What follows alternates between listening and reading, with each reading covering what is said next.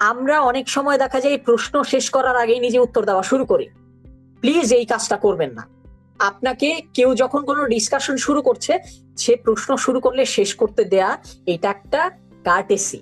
আপনার লাইফে common sense আর ম্যাচিউরিটির importance সবচেয়ে বেশি।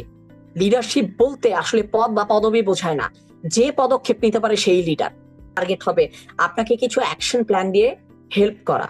যে অ্যাকশন প্ল্যানগুলো আপনি এই প্রোগ্রামের একটা অংশ হিসেবে আপনি এই আকিজ আইবসে আপনি ইন্টার্নশিপ করার সুযোগ পান, কিংবা পরবর্তীতে আপনার এমপ্লয়মেন্ট হোক কিংবা না হোক, আপনার লাইফটা যেখানেই যাক না কেন, অ্যাকশন প্ল্যান যাতে আসলে আপনাকে হেল্প করে।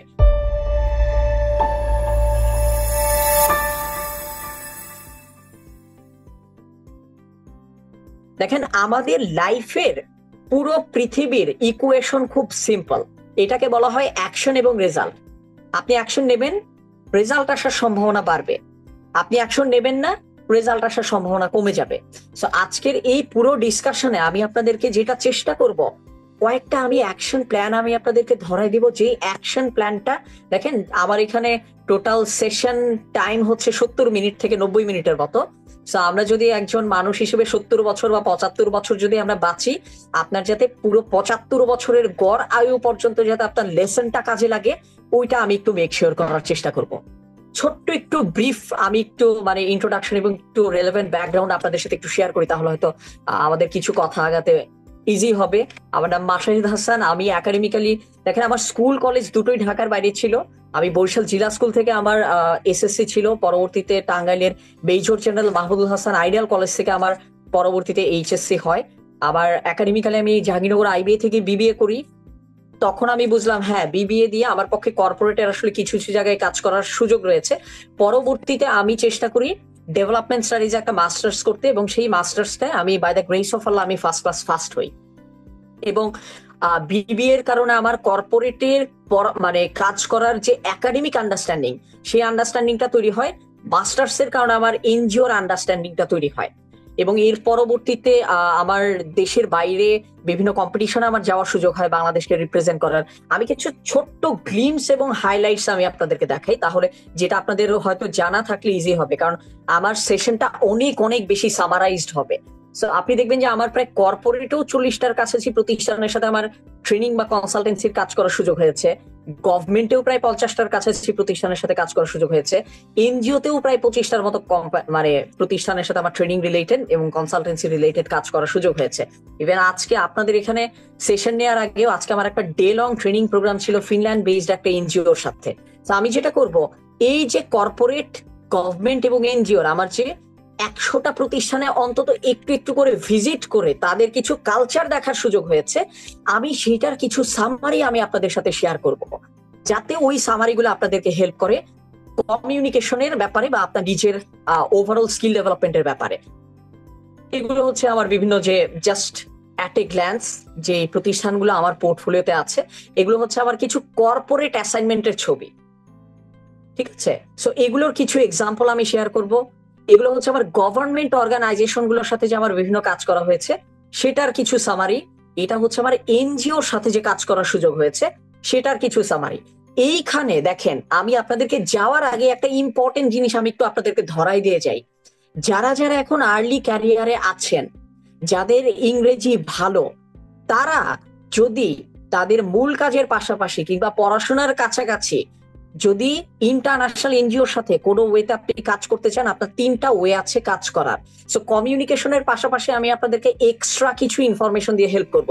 আপনার যদি ইংরেজিতে বলা ভালো হয়, ইংরেজিতে লেখা ভালো হয়, এই যে ইন্টারন্যাশনাল এনজিও যেগুলোতে আমার ট্রেনিং এবং কনসালটেন্সির কাজ করার সুযোগ হয়েছে, এই এনজিও গুলোতে আপনি 3 ধরনের জব স্টুডেন্ট থাকা অবস্থাতেই করতে পারবেন। আপনি ইউনিভার্সিটির first year second year student হলেও আপনি করতে পারবেন। 3টা কাজ কি কি একটু বলে দেই, আপনি যদি চান আপনি নোট রাখতে পারেন। প্রথম কাজটাকে বলা হয় ট্রান্সলেশনের কাজ। এই প্রত্যেকটা এনজিও তারা চলে বিভিন্ন প্রজেক্টের ওপরে। সেই প্রজেক্টের প্রপোজাল লিখতে হয়, রিপোর্ট লিখতে হয়, ডকুমেন্ট লিখতে হয়। এই লেখাগুলো অনেক সময় তাদের বাংলা থেকে ইংলিশে কনভার্ট করতে হয়, ইংলিশ থেকে বাংলায় কনভার্ট করতে হয়। এই কাজগুলা অনেক সময় তারা বিভিন্ন ট্রান্সলেশন এজেন্সিকে দিয়ে করায়। ওই এজেন্সিতে অনেক সময় স্টুডেন্টরা কাজ করে, তারা স্টুডেন্ট থাকা অবস্থাতে একটা ইউএন এর রিপোর্ট কিভাবে লেখা হচ্ছে, একটা ইউএনডিপির প্রপোজাল কিভাবে তৈরি করা হচ্ছে, একটা ওয়ার্ল্ড ব্যাংকের বাজেট কিভাবে তৈরি করা হচ্ছে, সে ফার্স্ট হ্যান্ড এক্সপিরিয়েন্স পায়। আপনি চিন্তা করেন, একটা ছেলে সে ফার্স্ট ইয়ার সেকেন্ড ইয়ারে তার ইংলিশটা ভালো, চোখ কানটা খোলা রাখছে, এনজিও গুলাতে সে ফার্স্ট ইয়ার থেকেই এই ধরনের কাজ করতে পারবে, সচেতন হয়েছে কারো না কারো কাছ থেকে সে কাজের সুযোগ নিয়ে, সে যদি ফার্স্ট ইয়ার সেকেন্ড ইয়ার থেকে এই বড় বড় এনজিও গুলার রিটেন ম্যাটেরিয়াল যদি সে স্টাডি করা শুরু করে, 4 বছর পরে সে যখন এই প্রতিষ্ঠানগুলোর যেগুলো প্রেস্টিজিয়াস রোল, সেগুলোকে মূলত বলা হয় স্পেশালিস্ট রোল, সেই স্পেশালিস্ট রোলে যখন সে অ্যাপ্লাই করতে যাবে, সে অনেক বড় একটা অ্যাডভান্টেজ পাবে। আপনারা কি বুঝতে পারছেন? যেমন আমি নিজেও আপনাকে প্রথম যে জিনিসটা বললাম, আপনার ইংলিশ ভালো হইলে ভাই আপনি ট্রান্সলেশনের কাজ আপনি করতে পারবেন, আপনি ইন্টারপ্রিটেশনের কাজ করতে পারবেন। এই যে এই ছবিতে এই ছেলেটা আমি নিজে আমার ইউনিভার্সিটি স্টুডেন্ট লাইফে থাকাকালীন সময়, এটা ইউএনডিপির একটা প্রোগ্রাম, আমি নিজে স্টুডেন্ট থাকা অবস্থায় আমি ইউএনডিপির সাথে কিন্তু আমি ইন্টারপ্রিটেশনের কাজ আমি করেছি। এই কাজটা করার জন্য তাদের আমার যে প্রজেক্ট ডকুমেন্ট পড়তে হয়েছে, বিভিন্ন জিনিস যে পড়তে হয়েছে, এইটা আমাকে পরবর্তীতে এই প্রতিষ্ঠানগুলোর কনটেক্সট বুঝতে হেল্প করেছে, এবং সেই জায়গা থেকে আমি পরবর্তীতে তাদেরকে কনসালটেন্সির আমি অফার করার আমি সুযোগ পাই। এই এক্সাম্পলটা আমি কেন দিলাম, কারণ আপনি যত আর্লি সচেতন হবেন, যে কোনো একটা স্কিলকে আপনি ডেভেলপ করবেন, ওই স্কিলটা কোথায় কিভাবে কাজে লাগানো যায় ভাববেন, অপরচুনিটি সিক করবেন, অপরচুনিটি চাইবেন, কিছু না কিছু একটা কাজ করবেন। আপনি ছোট কাজ করলেও যেটা হবে, বড় মানুষের সাথে ছোট কাজ করলেও বড় জিনিস শেখা যায়। এটা আমার নিজের লাইফের একটা মটো। আমি এখানে জাস্ট 3টা কিওয়ার্ড আমি আপনাদেরকে একটু দিয়ে দিচ্ছি।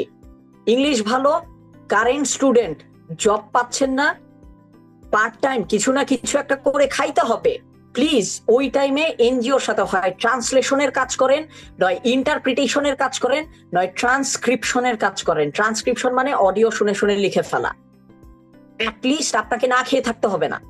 আর ইংলিশ যদি আরো ভালো হয়ে যায়, আপনি তো আরো বিভিন্ন জায়গায় আপনি জিনিস পাবেনই। সো আমি আপনাদেরকে এইরকম কিছু এক্সাম্পলও দিয়ে দিব। এগুলো হচ্ছে আমার বিভিন্ন ইউনিভার্সিটি গুলোতে আমি রেগুলারলি গিয়ে আপনার ক্লাস নেই, ইনক্লুডিং ঢাকা ইউনিভার্সিটি আইবিএ তে আমার ক্লাস নেওয়ার সুযোগ হয়েছে তাদের স্টুডেন্ট ডেভেলপমেন্টের জন্য, জাহাঙ্গীরনগর আইবিএ তে হয়েছে, এনএসইউ, ইভেন বিআইএম যেটা বাংলাদেশ ইনস্টিটিউট অফ ম্যানেজমেন্ট, যারা কিনা পিজিডি এইচআরএম কোর্স অফার করে, তাদেরও ট্রেনিং অ্যান্ড ডেভেলপমেন্টের চ্যাপ্টারে আমি এই পর্যন্ত আমার 4টা ক্লাস নেওয়ার সুযোগ হয়েছে।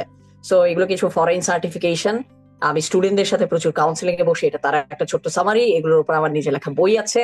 আমার বই বিভিন্ন দেশ এবং দেশের বাইরের মানুষজন পড়ে, মাঝে মাঝে সিইও বিভিন্ন প্রতিষ্ঠানের তারা আমার বই পড়ে আমাকে চিঠি লিখে অভিনন্দন জানায়, তার মানে নিশ্চয়ই আমার বইয়ে তারা ইম্পর্টেন্ট কোনো না কোনো আসলে তারা মেসেজ পেয়েছে। এগুলো সোশ্যাল মিডিয়ার বিভিন্ন জিনিস, এগুলো না দেখলেও হবে। সো এই এ টু জেড এগুলা দেখানোর পেছনে বর্তমানে আমি এই কাজগুলা করতেছি। জাস্ট আমি একটা ছোট্ট জিনিস দেখাবো। এখন আমাদের যে বাংলাদেশ গভর্নমেন্টের যিনি জনপ্রশাসনের সিনিয়র সচিব মোখলেসুর রহমান স্যার, উনি আমার 2 বছরের বিজনেস পার্টনার ছিলেন। আমি তার সাথে, এই মানুষটা হার্ভার্ড থেকে পড়াশোনা করে আসা, অমর্ত্য সেনের ডিরেক্ট স্টুডেন্ট, তার প্রতিষ্ঠানে আমি ম্যানেজিং ডাইরেক্টর হিসেবে আমি 2 বছর আমি বিজনেস পার্টনার হিসেবে কাজ করি, এবং ইউএন উইমেনের কাজের পাশাপাশি আমরা ড্যানিশ এম্বাসির সাথে কাজ করা, এবং আমরা অনলাইনে বেশ কিছু কোর্স ডেভেলপমেন্ট, বে ডেভেলপমেন্টের সাথে কাজগুলো সবই আমার স্যারের মাধ্যমে করার সুযোগ হয়, অর্থাৎ আমি সেখান থেকে বেশ কিছু আমি lesson pi. So I am highly grateful to them. এতক্ষণ একটু এই ছবিগুলো দেখানোর পেছনে আমি জাস্ট একটাই আমার রিজন ছিল, অহংকার না, এটা আল্লাহ তাআলা আমাকে সুযোগ দিয়েছেন বিভিন্ন জায়গা থেকে নলেজ গুলো পাওয়ার। সো এত এত জায়গার এত এত মানুষের সাথে এত পরিস্থিতি ডিল করে আমি যা যা শিখেছি, আমি চেষ্টা করব সেখান থেকে এই যে টিক দেওয়া অংশগুলো আপনাদের সাথে শেয়ার করতে। আমার ভাই কাজ আপনার সাথে আমি অ্যাকশন প্ল্যান আমি শেয়ার করে দিব আপনার সাথে। জাস্ট আপনি 50টা মিনিট আপনি আমাকে সময় দেন, আপনাকে আমি অ্যাকশন প্ল্যান আমি গুছাই দিতে চাই। সেকেন্ড ওয়ান, আমি আপনাকে কিছু রেলেভেন্ট এক্সাম্পল দিব। আমার যেই লেসনটা শিখতে 3 থেকে 4 বছর লাগছে, 5 বছর লাগছে,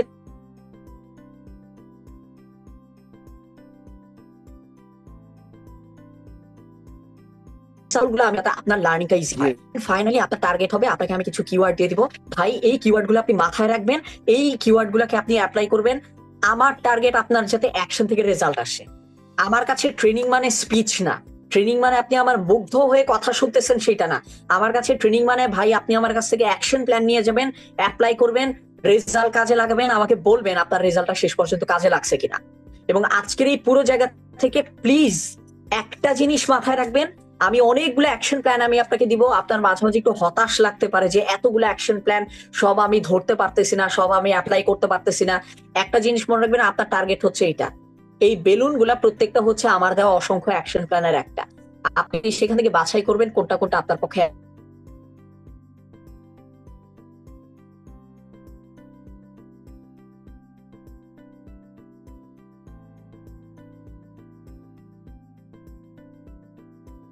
এই পুরো আমার এই ট্র্যাক রেকর্ডটা একটু সময় নিয়ে, প্রায় আমি 10 মিনিট সময় নিয়ে আমি দেখেছি। এর কারণ হচ্ছে আপনারা যাতে ট্রাস্ট পান এবং আপনারা যে একটা সামারাইজড নলেজের দিকে আগাচ্ছেন এই রিলেটেড, যাতে আপনাদের একটু হলেও সাইকোলজিক্যাল প্রিপারেশনটা চলে আসে। আমরা আজকের যে সেশন, আমাদের আজকের সেশনে আমরা কি জানবো? আমরা শিখবো আসলে কমিউনিকেশন।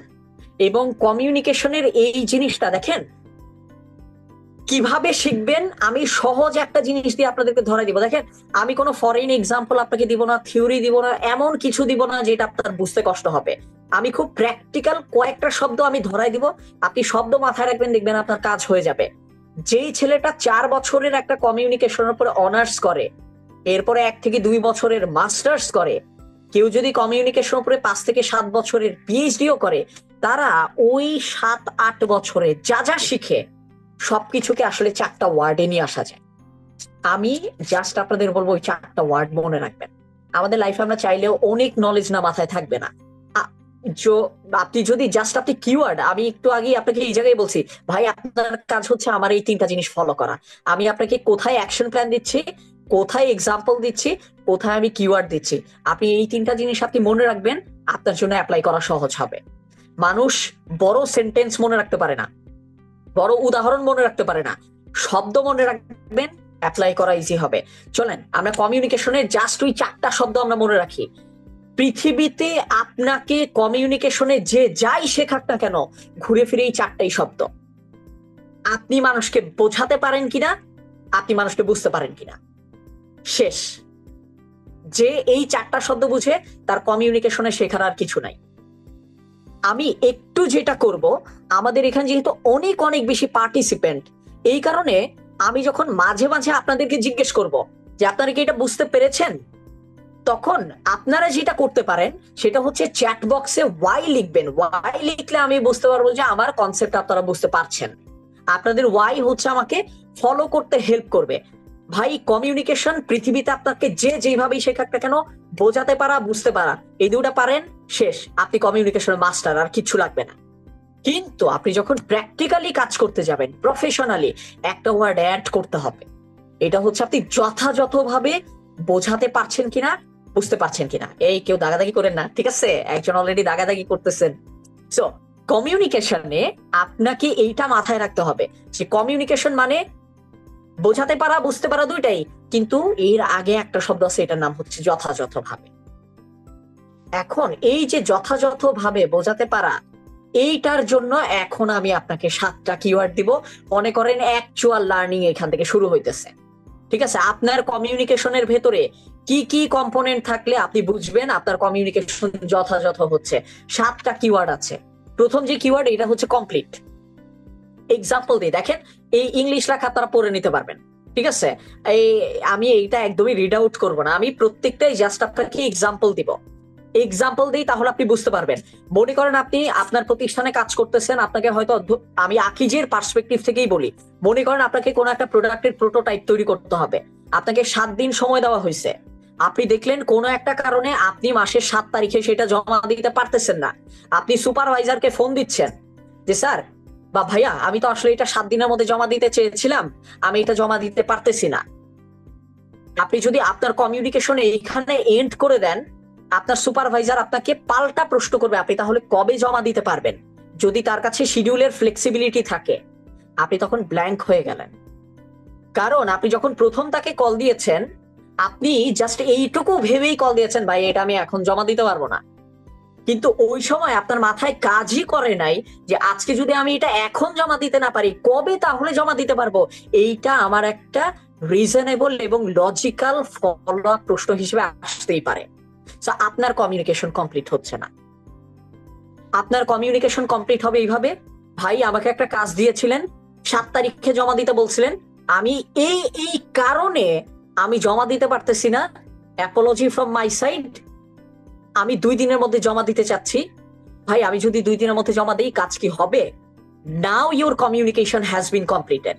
সবাই যদি এই কমপ্লিটনেসের আইডিয়াটা, যদি এক্সাম্পলটা বোঝেন, একটা ওয়াই লিখেন। আমাদের অনেকেরই কমিউনিকেশন কমপ্লিট হয় না, যার জন্য আমরা আমাদের সুপারভাইজার থেকে শুরু করে বিভিন্ন জায়গায় আমরা বিরক্তির শিকার হই। Very good. আমি যখন দেখবো 50টা ওয়াই উঠছে, মানে বুঝছি যে হ্যাঁ আপনারা এটা বুঝতে পারছেন। সেকেন্ড যে ইস্যু, এটা হচ্ছে ক্ল্যারিটি। ক্ল্যারিটি মানে কি? সহজবোধ্যতা। অ্যাপ্লাই করবেন কিভাবে আমি বলে দিচ্ছি আপনাকে। আমি ক্ল্যারিটি কেমনে অ্যাচিভ করি? আমি অ্যাচিভ করি ক্ল্যারিটি এইভাবে যে আমার যখন কোনো একটা কঠিন কনসেপ্ট কাউকে বোঝানো লাগবে, আমি ধরে নেই আমার সামনের মানুষটা 10 বছরের বাচ্চা। 10 বছরের বাচ্চাকেও যদি আমি বুঝাইতে পারি, আপনার মতো ম্যাচিওর মানুষও বুঝতে পারবে। ক্ল্যারিটির জন্য 2টো জিনিস মাথায় রাখবেন। আপনি আপনার প্রোডাক্ট কিংবা আপনার কাজ কার কাছে বোঝাতে যাচ্ছেন, তার অলরেডি নলেজ কতটুকু, সেই নলেজ অনুযায়ী বেস্ট এটা ডেলিভারি। বাস মানে আপনি ধরে নেন যে আপনাকে এমন একটা ক্লাসরুমে ক্লাস নিতে বলা হয়েছে যেখানে কয়েকটা স্টুডেন্ট 7-8 এর, একটা স্টুডেন্ট ক্লাস 5 এর। আপনার টার্গেট থাকতে হবে যাতে ওই 5 এর ছেলেটা বুঝে ওই ক্লাসরুমে আপনার কথা। ক্ল্যারিটি আসে যখন আমরা একটা মানুষকে সহজ করে বোঝাতে চাই। আমাদের কোনো একটা জিনিসকে সহজ করে বোঝানোর প্রবণতা কম। আপনার কমিউনিকেশন সুন্দর হবে যখন আপনার ক্ল্যারিটি থাকবে। আপনি যদি কখনো কোনো জায়গায় ইনভেস্টমেন্টের পিচ দিতে চান, প্লিজ আপনার আইডিয়া ক্রিয়েটিভ হওয়ার চেয়েও ক্লিয়ার হওয়া বেশি জরুরি। কারণ ইনভেস্টর যদি নিজেই না বুঝে আপনার আইডিয়া কি, তার কাছে ক্রিয়েটিভিটির কোনো দাম নাই। ক্ল্যারিটি হলে সে কিছুটা হলেও সেফ ফিল করবে। থার্ড ওয়ান, এটা হচ্ছে কনসাইজ। কনসাইজ হওয়া বলতে বোঝায়, কনসাইজের একটা ছোট্ট এক্সাম্পল আমি একটু আপনাদেরকে এখানেই দেই। যে এক্সাম্পলটা আমি দিতে চেয়েছিলাম, এইটা আমার কাছে একটা কনসাইজ কমিউনিকেশনের এক্সাম্পল। দেখেন, এইটা হচ্ছে কনসাইজড কমিউনিকেশন। 1 লাইনে একটা চিঠি। অনেক প্রতিষ্ঠান বিশাল বড় বড় চিঠি লেখে, অনেক বড় বড় ব্রিফিং লেখে, এত বড় কিছু না। কনসাইজড কমিউনিকেশন বলতে বোঝায় একটা জিনিসকে সবচেয়ে কম কত শব্দ ব্যবহার করে, কত বাক্য ব্যবহার করে এবং কত কম সময়ে আপনি ডেলিভার করতে পারেন। ঠিক আছে? এই 3টা জিনিস হচ্ছে আপনার কমিউনিকেশনের প্রথম 3টে ইম্পর্টেন্ট জিনিস। এইখানে এখন চাইলে সবাই একটু ওয়াই লিখতে পারেন যে এই পেজের সবগুলা ইস্যু আপনারা বুঝছেন কিনা। 50টা ওয়াই পাইলে বুঝবো যে হ্যাঁ সবাই বুঝছেন। গ্রেট। আমরা পরেরটাই চলে যাচ্ছি। কার্টেসি। দেখেন, আমাদের একটা খুব কমন কর্পোরেট কার্টেসি আমি আপনাকে বলি। আপনি যখন কাউকে ফোন দিচ্ছেন, সে সিনিয়র হতে পারে, জুনিয়র হতে পারে, আপনার প্রথম কাজ ফোন করে তাকে জিজ্ঞেস করা, আপনি কি এখন কথা বলার সময় হবে? যাদেরই প্রশ্ন আছে প্রশ্নগুলো নোট রাখেন। আমরা একেবারে লাস্টে হচ্ছে আমরা কোশ্চেন গুলো সব নিব। ঠিক আছে? কাউকে যখন ফোন কল দিবেন, আমাদের কার্টেসি হচ্ছে আগেই জিজ্ঞেস করা, ভাই আপনি কি ফ্রি আছেন 2টা মিনিট কথা বলার জন্য? আপনার শুরুটা এরকম হবে যে, ভাইয়া আমি সীমান্ত বলছিলাম এই প্রতিষ্ঠান থেকে, আপনার কি সময় হবে? তাহলে আমি একটু 2টা মিনিট আপনার সাথে কথা বলতাম। আপনার যখন কাউকে ফোন কল দিচ্ছেন, সেই অপর সাইডের মানুষটা কথা বলার পর্যায়ে আছে কিনা, আপনার পরিচয় কি এবং কতটুকু সময় চাচ্ছেন, এই 3টা কম্পোনেন্ট সহ কথা বলা, এটা হচ্ছে কার্টেসি। আমাদের অনেকেই আমরা কার্টেসি জানি না। সহজ এক্সাম্পল দিই তাহলে আপনি বুঝতে পারবেন। অনেকেই আমরা সিনিয়র প্রফেশনালদের এইভাবে মেসেজ দেই, হাই ভাইয়া কেমন আছেন, ভাই আপনি কেমন আছেন, এটা বলার পর 2-একটা সোশ্যাল কোশ্চেন করে কাজের কথায় ঢোকা লাগবে না। আপনি এক মেসেজে এইভাবে লেখেন, হাই ভাইয়া কেমন আছেন, আমি আপনার সাথে একটু এই ইস্যুতে কথা বলতে চাই, আপনার ফ্রি হলে আমাকে একটু 5 মিনিট সময় দিবেন, আমি ওভার ফোনে আপনার কাছ থেকে একটু গাইডলাইন নিব। আপনার মেসেজে যদি কমিউনিকেশনের পারপাস এবং কতটা সময় চাচ্ছেন এইটা ছাড়া আপনি যদি কোনো প্রতিষ্ঠানের কোনো সিনিয়র মানুষকে ইমেইল করেন, মেসেজ করেন, আপনার রিপ্লাই পাওয়ার সম্ভাবনা কম থাকবে। আপনার রিপ্লাই পাওয়ার সম্ভাবনা তখনই বাড়বে যখন কিনা আপনার মেসেজে পারপাস আছে, আপনি কেন তার সাথে কমিউনিকেট করতে চান, কতটা সময় আপনি তার কাছ থেকে চান, পারপাস আছে, টাইম আছে, কার্টেসি আছে, আপনার অ্যাপয়েন্টমেন্ট আছে, আপনার জন্য তার সময় আছে। সেকেন্ড যেটা, এটা হচ্ছে কারেক্ট। প্লিজ কখনোই ইনফ্লেটেড কোনো কিছু সিভিতে লিখবেন না, মুখে বলবেন না। আমাদের অনেক ক্ষেত্রে যেটা হয়, আমরা ওভার প্রমিস করি। নতুন ব্যবসা করতে গেলে আমরা ওভার প্রমিস করি, সেলস করতে গেলে আমরা ওভার প্রমিস করি, ইন্টারভিউয়ে বোর্ডে আমরা ওভার প্রমিস বেশি করি যে আমার যেই ধরনের কাজ দিবেন আমি সব ধরনের কাজ করে ফেলবো। কিন্তু আপনি এক্সেলে চোখটাও আপনি ম্যানুয়ালি লিখে ইনপুট করেন, কিন্তু আপনি ওভার প্রমিস করতেছেন।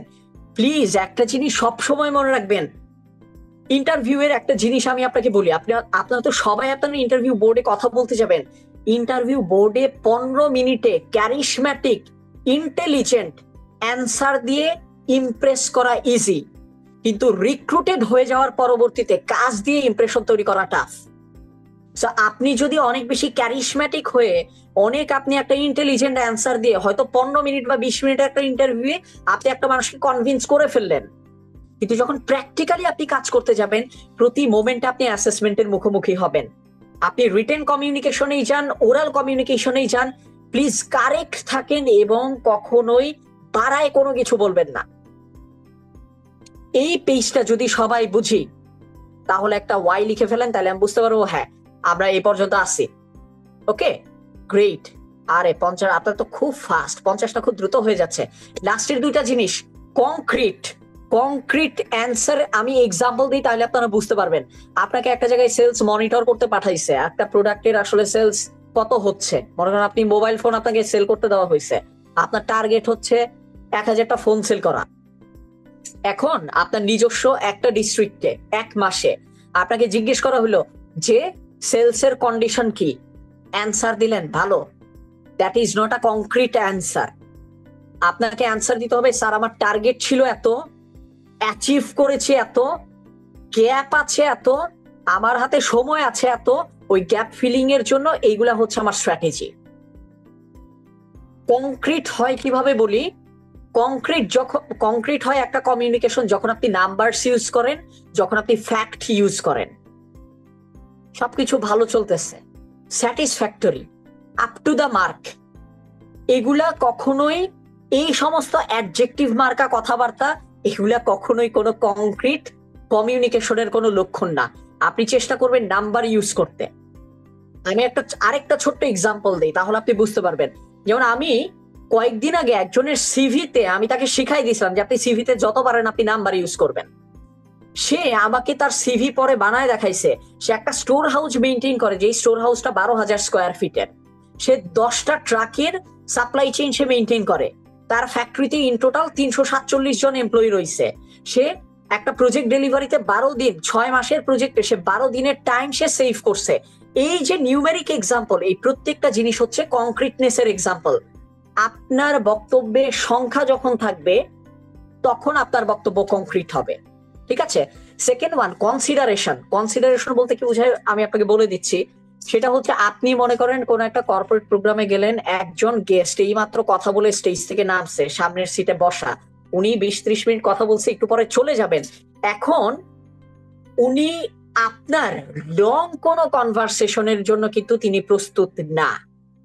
সেই টাইমে আপনি কখনোই তার সাথে কোনো লং কনভারসেশনে যাবেন না, কারণ ওই টাইমে তার ইমোশন এবং তার ফিজিক্যাল স্টেট তাকে কোনো ধরনের লং কনভারসেশনে যাইতে দিবে না।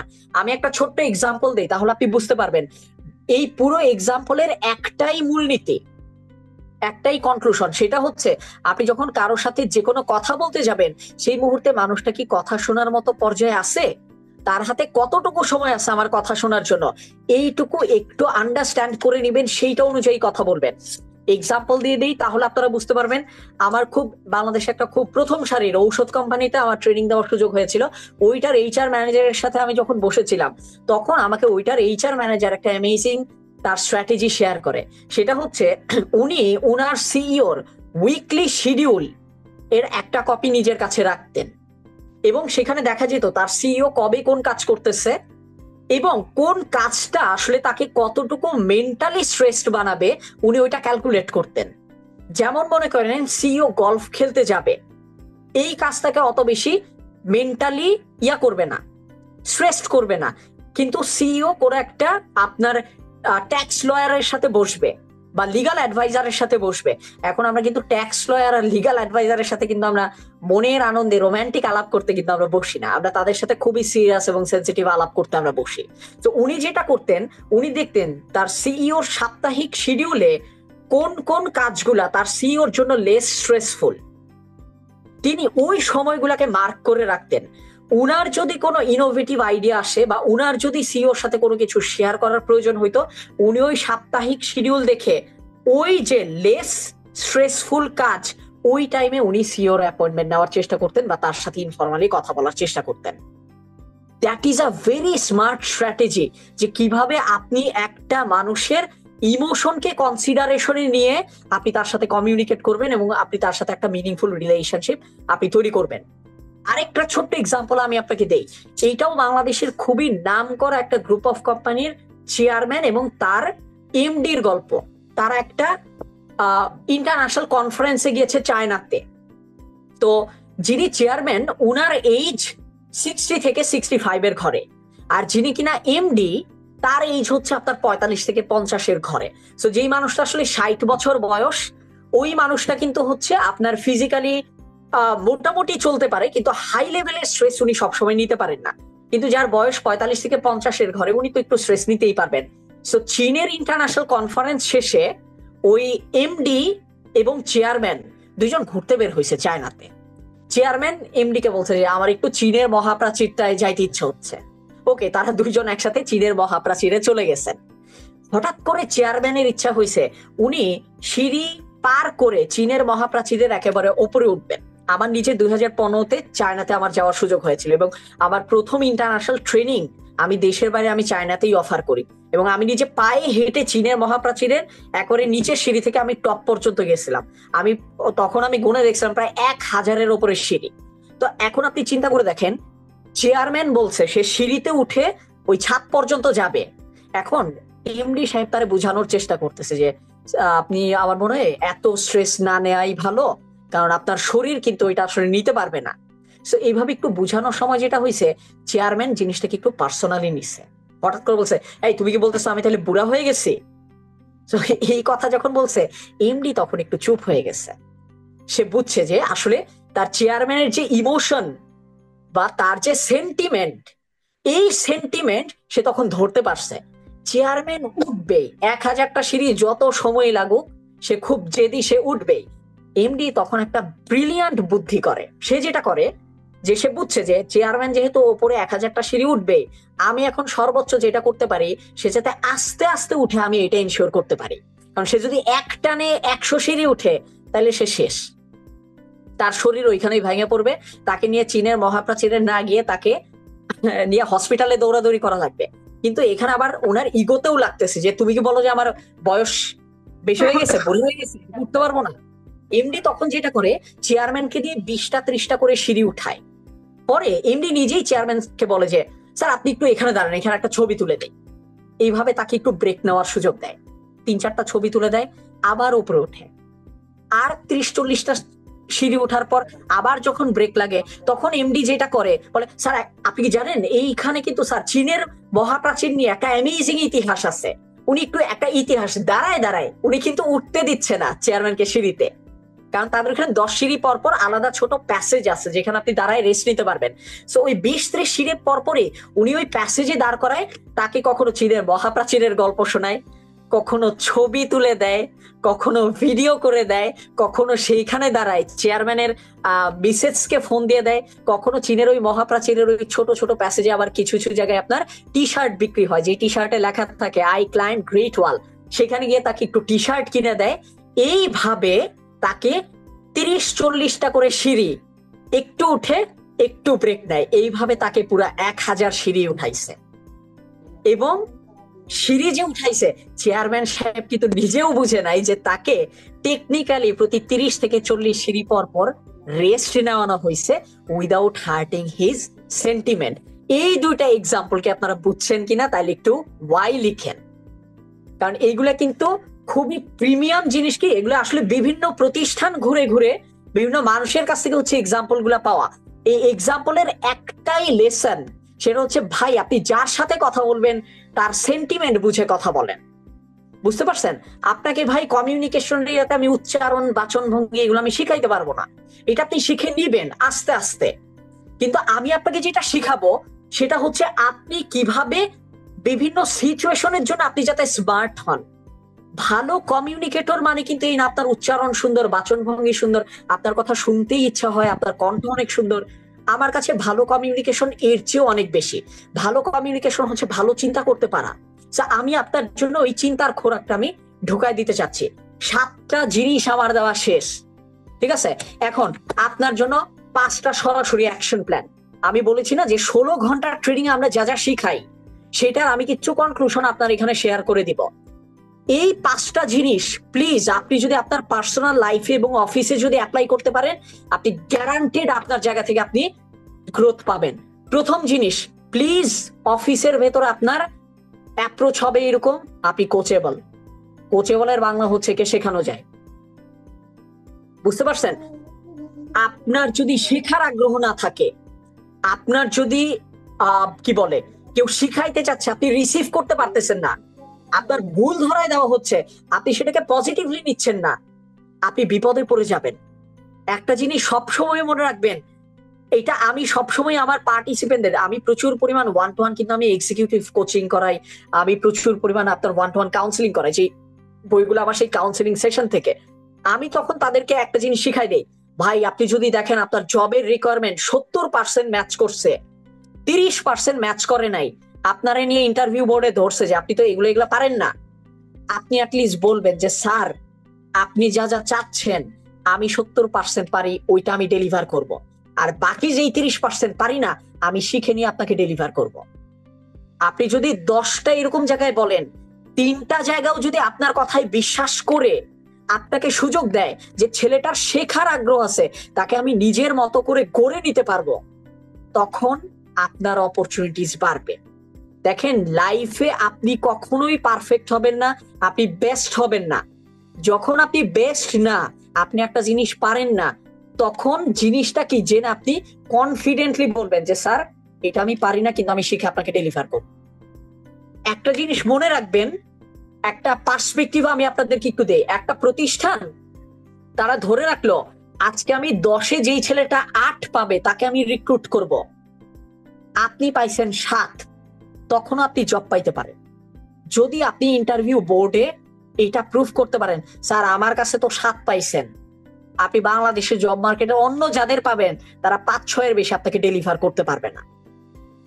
আপনি হয়তো বেস্ট অফ দ্য বেস্ট না, কিন্তু আপনি প্রতিষ্ঠানের অ্যাভেলেবল অপশনের ভেতরে best, you can take the opportunity. আপনি কি বুঝতে পারছেন? আমি এই কারণে চাই প্লিজ আপনার ভেতরে কোচেবল মাইন্ডসেট আপনি তৈরি করেন। আপনি শিখতে চান, আপনি আপনাকে মানুষ শিখাইতে চাইলে আপনি সেটা রিসিভ করেন, এবং এটা শুধু মুখে বলার বিষয় না, এটা প্র্যাকটিক্যালি অ্যাপ্লাই করার বিষয়। কারণ আদৌ আপনি শিখতে চান কিনা, শিখতে পারেন কিনা, শিখে কাজ করতে পারেন কিনা এবং পারপাস অ্যাচিভ করে দিতে পারেন কিনা, এটা টেস্ট করতে 3 মাসের বেশি সময় লাগে না। এবং তার এই 3 মাসের মধ্যে যদি দেখে আপনি শুধু ভালো বলেন কিন্তু ভালো করেন না, you would be out. Second one, be reliable. Reliable হওয়া বলতে কি বোঝায়? সহজ বিষয়, আপনাকে আমি একটা কাজ দিয়ে আমি নিশ্চিন্ত হইতে পারতেছি কিনা, আপনাকে মনিটরিং না করলেও আপনি কাজ করেন কিনা, আপনি যদি দেখেন আপনার অফিসে আপনার বসের অবর্তমানেও আপনি কাজ করতেছেন এবং এটা যদি সামহাও আপনার বস কোনোদিন জানতে পারে, you are becoming a reliable one. এবং এই জিনিসটা কি দেখেন, কমিউনিকেশন কিন্তু শুধু কথা বলা না। দেখেন কমিউনিকেশন প্রসেস কি, আপনি কথা বলেন, কথাটা একটা মানুষ শোনে, শুনে সে আপনার ব্যাপারে একটা জিনিস ভাবে, আমি আপনার সেই ভাবনা ক্রিয়েশনের জায়গাটায় কাজ করতে চাচ্ছি। আমি চাই মানুষ যাতে মনে করে আপনি কোচেবল, মানুষ যাতে আপনাকে দেখে ভাবে আপনি কোচেবল। আমি এখানে কমিউনিকেশন নিয়ে কম, কমিউনিকেশনের রেজাল্টে আমি আপনাকে ফোকাস করতে বলতেছি। আপনি অনেক ভালো কমিউনিকেটর হলেন কিন্তু আপনাকে দেখে কোচেবল মনে হয় না, আপনাকে দেখে রিলায়েবল মনে হয় না, ভাই আপনি তো কমিউনিকেশনের মেইন যেটা বেনিফিট সেটা আপনি অ্যাচিভ করতে পারবেন না। বুঝতে পারছেন? এই কারণে প্লিজ এই দুইটা জিনিস, আপনি এমন একটা মানুষ যাকে শেখানো যায়, প্লাস আপনি এমন একটা মানুষ যেই মানুষটাকে রিলাই করা যায়। থার্ড ওয়ান, আপনি অন্য সহকর্মীর কাজ সহজ করেন কিনা। আমরা অনেকে না বুঝে কাজ বাড়াই, আপনি যাতে অন্যের কাজ সহজ করেন, অন্যের দুশ্চিন্তার যাতে কারণ না হন। এবং এই লাইনটা আমার খুব পছন্দ, সেটা হচ্ছে প্লিজ যখনই সুযোগ পাবেন আপনি আপনার সুপারভাইজারকে বলবেন, ভাই আমারে কাজ দিচ্ছেন মানে ধরে নেন কাজ হয়ে গেছে। আপনাকে দেখে যখন আপনার প্রতিষ্ঠানের ওনার, সিনিয়র, বস, সুপারভাইজার সে যদি দেখে এটা ফিল করে যে আজকে সাইদুরকে কাজ দেওয়া মানে হচ্ছে কাজ হয়ে যাওয়া, that is your best certificate to be ever received at your corporate environment. আমি আপনাকে যেটা বলবো, আপনার টার্গেট হবে আপনি আপনার কথার মাধ্যমে, দেখেন মানুষের ভেতরে মানুষকে না ইনফরমালি আসলে ইনফ্লুয়েন্স করতে হয়। আপনি একটা মানুষ আপনাকে একটা কাজ অ্যাসাইন করলো, আপনি বললেন যে সাইদুল ভাই এখানে একজন আছে, আমি জানতাম না এই নামে আসলে 300 মানুষের ভেতরে একজন আছে, তাও ভালো লাগলো জেনে। আপনি যেটা করবেন, আপনাকে বস একটা কাজ ডেলিগেট করলে আপনি তাকে মুখেই বলবেন, ভাই আপনি আমাকে কাজ দিচ্ছেন মানে ধরে নেন কাজ হয়ে গেছে। আপনি এক সপ্তাহ পরে এসে দেখবেন কাজ আমি ডেলিভার করে রাখছি। আপনার মনিটরও করতে আসা লাগবে না, আপনার চেক করতেও আসা লাগবে না। সে আপনাকে এরকম 3-4টা কাজ দিল, প্রত্যেকটা কাজ আপনি রিসিভ করার সময় আপনি মুখে বললেন যে আপনার এটা নিয়ে আর কোনো কিছু টেনশন নেওয়া লাগবে না, আমাকে কাজ দিচ্ছেন মানে কাজ হয়ে গেছে। 5বার আপনি এই কথাটা বলছেন, উনি শুনছে, 5বার দেখছে যে সে সত্যি সত্যি মুখে যা বলে বাস্তবেও তাই করে। এটা আপনার ব্যাপারে একটা পারসেপশন তৈরি করবে, that would actually help you to get develop in your corporate field. Clear? এবং ফাইনালি যেটা করবেন, প্লিজ অলওয়েজ বি গ্রেটফুল। যেই মানুষটা আপনাকে কাজ শিখিয়েছে, যেই মানুষটা আপনাকে জব দিচ্ছে, যেই মানুষটা আপনাকে কাজের ব্যাপারে হেল্প করতেছে, আপনাকে প্রমোট করতেছে, প্রশংসা করতেছে, তাদের প্রতি গ্রেটফুল থাকেন। এই যে 5টা জিনিস বললাম, এই 5টা জিনিস আসলে আমাদের ভালো কমিউনিকেশনের আউটপুট। এখন এই জিনিস আপনি কেমনে বুঝাবেন? ওই ফ্রেজিংটা আপনার, ওই ওয়ার্ড চয়েস গুলো আপনার। এইটুকু সবাই বুঝছেন কিনা একটু ইয়েস বলেন, কারণ এইখানে আমরা খুব ইম্পর্টেন্ট একটা লেসন আপনাদের সাথে শেয়ার করলাম। 50টা ইয়েস মানে আমি ধরে নিব এই স্লাইড আপনারা বুঝে গেছেন আপনাদের জায়গা থেকে। ওকে, এখানে আমার নিজের টিম মেম্বারও একজন আছে, মার্ক শেপার্স এর Fahim, thank you so much. আমাদের আজকে মানে আমি তাকে একটু পার্সোনালি থ্যাংক ইউ জানাচ্ছি। ইভেন আমার এই টিম মেম্বারে তারা অলরেডি আজকে সকালের ইভেন্টটা কভার করে তারা এই ইভেন্টেও তারা জয়েন করেছে। থ্যাংক ইউ সো মাচ ভাই, I am so proud of all of you, আমার যে টিম মার্ক শেপার্স এর। ওকে, এখন আমরা আরেকটা ইম্পর্টেন্ট জায়গায় চলে যাই, ঠিক আছে? এইগুলা শিখতে সারা জীবন লেগে যাইতে পারে, বাট এটা খুব ইম্পর্টেন্ট ভাই। আপনার লাইফে কমন সেন্স আর ম্যাচিউরিটির ইম্পর্টেন্স সবচেয়ে বেশি। একটা জিনিস মনে রাখবেন, আপনার কমন সেন্স আপনাকে আপনার লাইফে হাইয়েস্ট নাম্বার অফ প্রবলেম থেকে বাঁচাবে। কোনো ব্যক্তি, কোনো টাকা, কোনো রেফারেন্স আপনাকে এত এত সংখ্যক প্রবলেম থেকে বাঁচাবে না।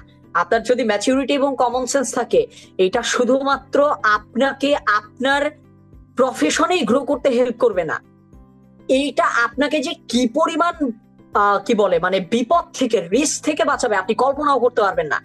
এখন কমন সেন্সটা আমরা আসলে বুঝবো কিভাবে? দেখেন, এই একটা জিনিস শিখতে না আমাদের আসলে সারা জীবন লেগে যায়, বাট আমি একটু সামারাইজড করে নিয়ে আসি। কমন সেন্স মানে আপনি সবসময় মনে রাখবেন মাত্রা। যার মাত্রাগত ধারণা যতটুকু স্ট্রং, সেই তত বেশি আগায় যাবে। যার মাত্রাগত ধারণা উইক, সে তত বেশি পিছায় যাবে। মাত্রাগত একটা ছোট্ট এক্সাম্পল আমি একটু পরে আপনাদেরকে দিব, বাট এই 3টা জিনিস একটু মাথায় রাখবেন।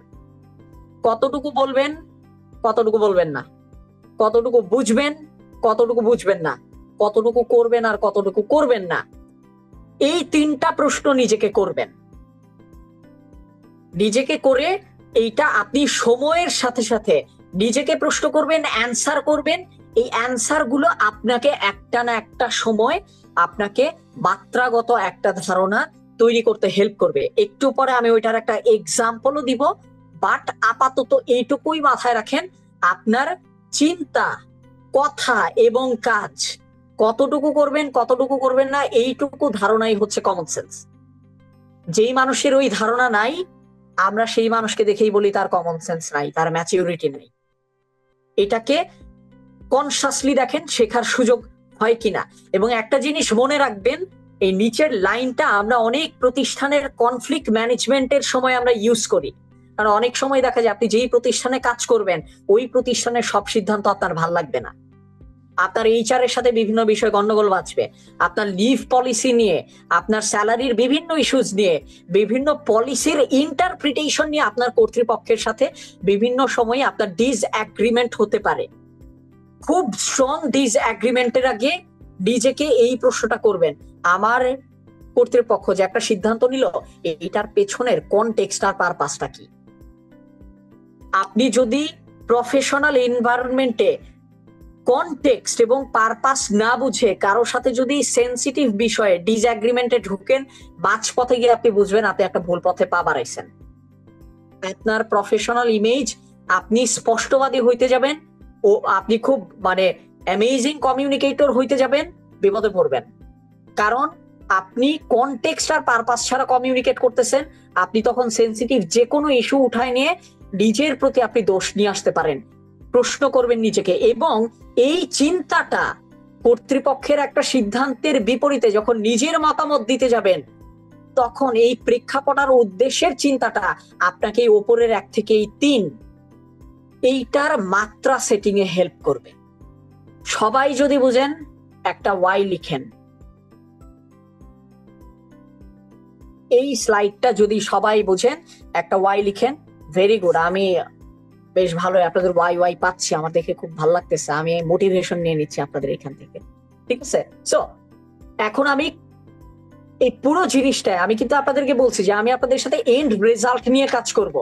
এন্ড রেজাল্ট নিয়ে কাজ করা কি? কমিউনিকেশন। দেখেন, আপনি একটা মানুষের সাথে কিভাবে কথা বলেন এটার উপরেই নির্ভর করে মানুষটা আপনার ব্যাপারে কি ভাবে। আমি কমিউনিকেশনের ট্রেনিং কে আমি ধরি 10% কমিউনিকেশনের ট্রেনিং আর 90% হচ্ছে পারসেপশনের ট্রেনিং। আপনার কাজ আপনার ব্যাপারে মানুষের ভেতর একটা পারসেপশন তৈরি করা। আমি একটু এক্সাম্পল দিয়ে চলে যাই, তাইলে আপনি বুঝতে পারবেন। আমি চাই কমিউনিকেশন মানে আপনার ব্যাপারে পারসেপশন তৈরি হওয়া। আমি আপনাদের ব্যাপারে কি চাই বলি, এই প্রতিষ্ঠানে ট্রাস্টওয়ার্দি মানুষ কে আছে, এই প্রশ্ন যদি করা হয় আপনার নাম যাতে চলে আসে। এই প্রতিষ্ঠানে কোচেবল মানুষ কে আছে, এক্সটার্নাল বাইরের কেউ যদি জিজ্ঞেস করে আপনার নাম যাতে প্রথম অ্যান্সার হয়। এই প্রতিষ্ঠানের জন্য অ্যাপ্রোপ্রিয়েট মানুষ কে আছে, অ্যাপ্রোপ্রিয়েশনের একটা ব্যাখ্যা আমরা একটু পরে দিব। আপনার নাম যাতে চলে আসে। এই প্রতিষ্ঠানে লয়াল কে আছে, এফিশিয়েন্ট কে আছে। অর্থাৎ আমি চাইবো আপনার প্রতিষ্ঠানের মালিক কিংবা থার্ড কেউ এই ওপরের শব্দগুলা দিয়ে যেই প্রশ্নই করুক সেটার অ্যান্সার যাতে আপনি হইতে পারেন। আপনি আপনার লাইফে টার্গেট নেবেন এইভাবে যে আমি আমার কমিউনিকেশন আচরণ দিয়ে এমন হব, প্রতিষ্ঠানের ট্রাস্টওয়ার্দি মানুষ মানেই যাতে আমাকে খোঁজা হয়, প্রতিষ্ঠানে কোচেবল মানুষ মানেই যাতে আমাকে খোঁজা হয়, প্রতিষ্ঠানের লয়াল মানুষ, এফিশিয়েন্ট মানুষ মানেই যাতে আমাকে খোঁজা হয়। এবং এটা আপনি করবেন কিভাবে? কিছু সহজ এক্সাম্পল আছে। প্রথম এক্সাম্পল হচ্ছে, মানে এই সবগুলারই আমরা অত বেশি ডিটেইলে যেতে পারবো না, কারণ আমাদের শুধু এই একটা স্লাইডের উপরে আধা ঘন্টার ডিসকাশন হয়, যেখানে আমরা প্রত্যেকটা শব্দ ধরে ধরে আলোচনা করি। বাট কয়েকটা ছোট জিনিস আমি আপনাদেরকে দিয়ে দিই ট্রাস্টের। সেটা হচ্ছে, যখন আপনার কথার কাজে মিল আছে মানুষ আপনাকে ট্রাস্ট করবে। যখন আপনি সত্য কথা বলেন মানুষ আপনাকে ট্রাস্ট করবে। যখন আপনি আনসুপারভাইজড হয়েও কাজ করতেছেন তখন মানুষ আপনাকে ট্রাস্ট করবে। এবং আপনার কাজে যখন মানুষ কনসিস্টেন্সি পাবে তখন মানুষ আপনাকে ট্রাস্ট করবে। সো আপনি সবসময় মনে রাখবেন, আপনার কথা যেমন আপনার হয়ে আপনাকে কমিউনিকেট করে, আপনার আচরণও আপনার হয়ে আপনাকে কমিউনিকেট করে।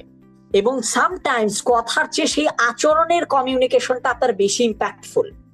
আমি আপনাকে যেটা বলবো, আপনি চেষ্টা করবেন নিজেকে এমন ভাবে ডেভেলপ করতে যাতে এই 6টা ওয়ার্ড দিয়ে যে কোনো শব্দ প্রশ্ন যখন করা হয় আপনার নাম যাতে নাম্বার 1 কনসিডারেশনে চলে আসে। ঠিক আছে, এইটা আমরা এই সেশনে এখন টাচ করা টাফ, এটা খুব অল্প। এইটা হচ্ছে আমার মাত্রাগত একটা খুব পছন্দের স্লাইড। এটা একটু আমি আপনাদের সাথে শেয়ার করে দেই, তাহলে আপনারা বুঝতে পারবেন যে আমরা মাত্রা বুঝবো কিভাবে। সবসময় মনে রাখবেন, আপনি যখন কোনো একটা অফিসে কাজ করতে যাচ্ছেন, অফিসের যারা কলিগ তারা আপনার সাথে ফ্রেন্ডলি হতে পারে, but not every one of them are your friends. আপনার বস আপনার সাথে ফ্রেন্ডলি হতে পারে, এর মানে এই না সে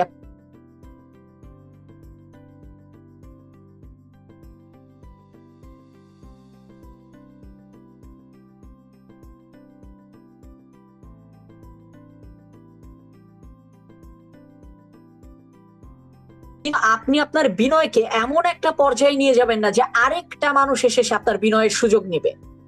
সো মাত্রাটা আসলে আমরা কিভাবে সেট করব, আমি আপনাকে দুইটা এক্সাম্পল দেই, তাহলে আমরা একটু বুঝতে পারবো যে আসলে কমিউনিকেশনের ক্ষেত্রে মাত্রা আসলে কিভাবে সেট করা যায়।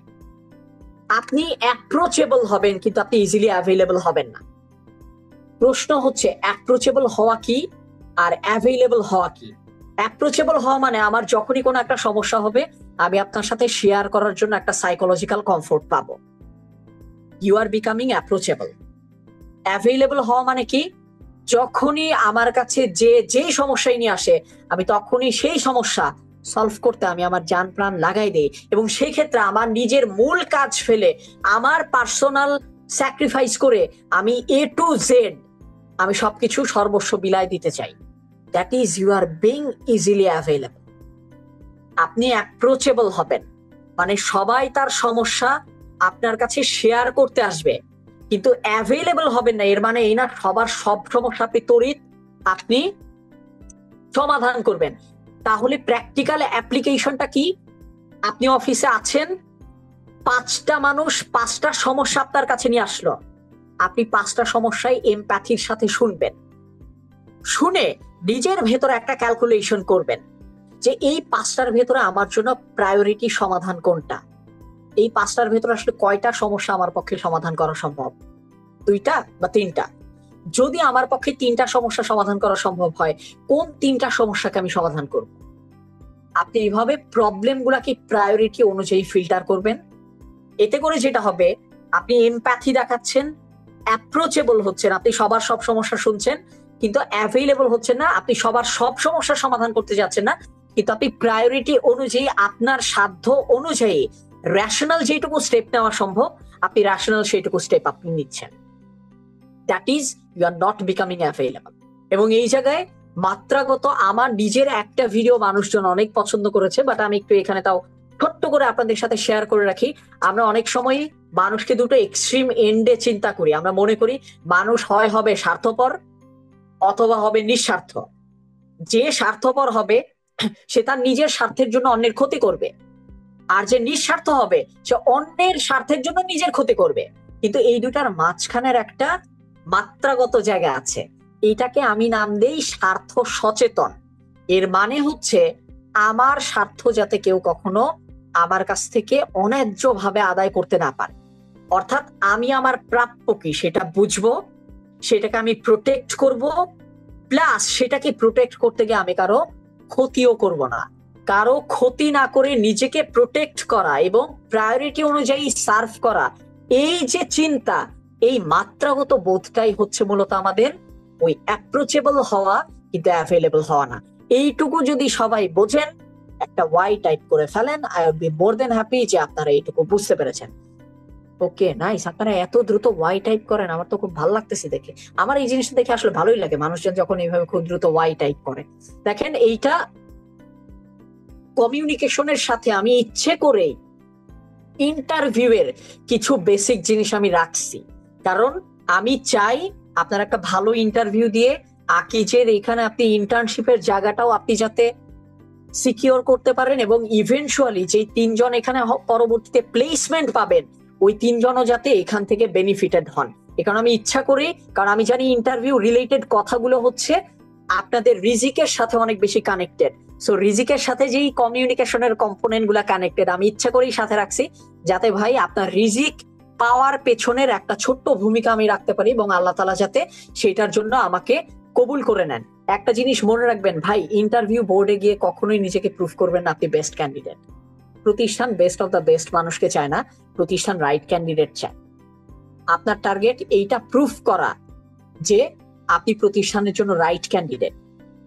এখন প্রতিষ্ঠানের কোন কোন জিনিসের সাপেক্ষে রাইট ক্যান্ডিডেট, প্রতিষ্ঠানের পারপাস। দেখেন আমি পি দিয়ে অনেকগুলো ওয়ার্ড লিখে দিছি, purpose, philosophy, priority, policy, people, product, process, problem, prospect, এত কিছু না। মূল কথা হচ্ছে প্রতিষ্ঠান যেটা জব ডেসক্রিপশন দিবে এবং তাদের যেটা রিকোয়ার্ড কোয়ালিফিকেশন দিবে সেটার সাথে ম্যাচ করে আপনি দেখাবেন you are the right candidate.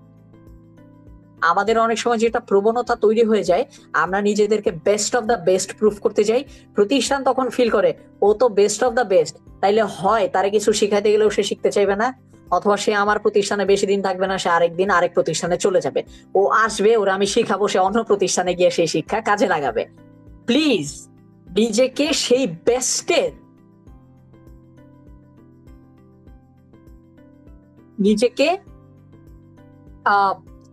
নিজেকে নিজের বেস্টের আপনার কি বলে আপনার জায়গা থেকে বেস্ট প্রুফ করতে গিয়ে আপনি কখনোই নিজেকে এমন একটা জায়গায় নিয়ে যাবেন না যেই জায়গায় গিয়ে আসলে আপনি নিজের অবস্থানটা আপনি হারাই ফেলতে পারেন।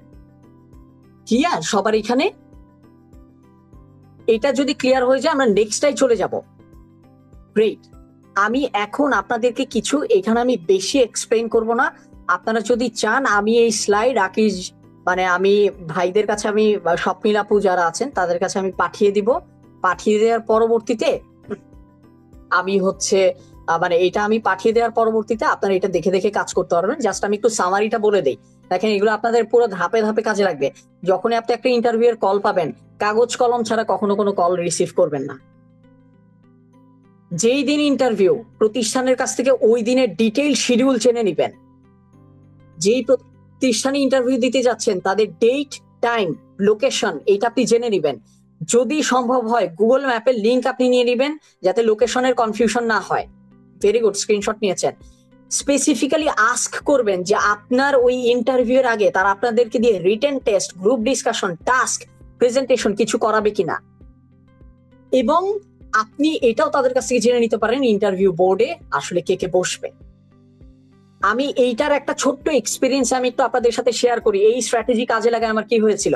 আমি একটা সরকারি মিনিস্ট্রিতে কনসালটেন্ট হিসেবে, ট্রেনার এবং কনসালটেন্ট হিসেবে আমি অ্যাপ্লাই করতে যাই, শর্টলিস্টেড হই।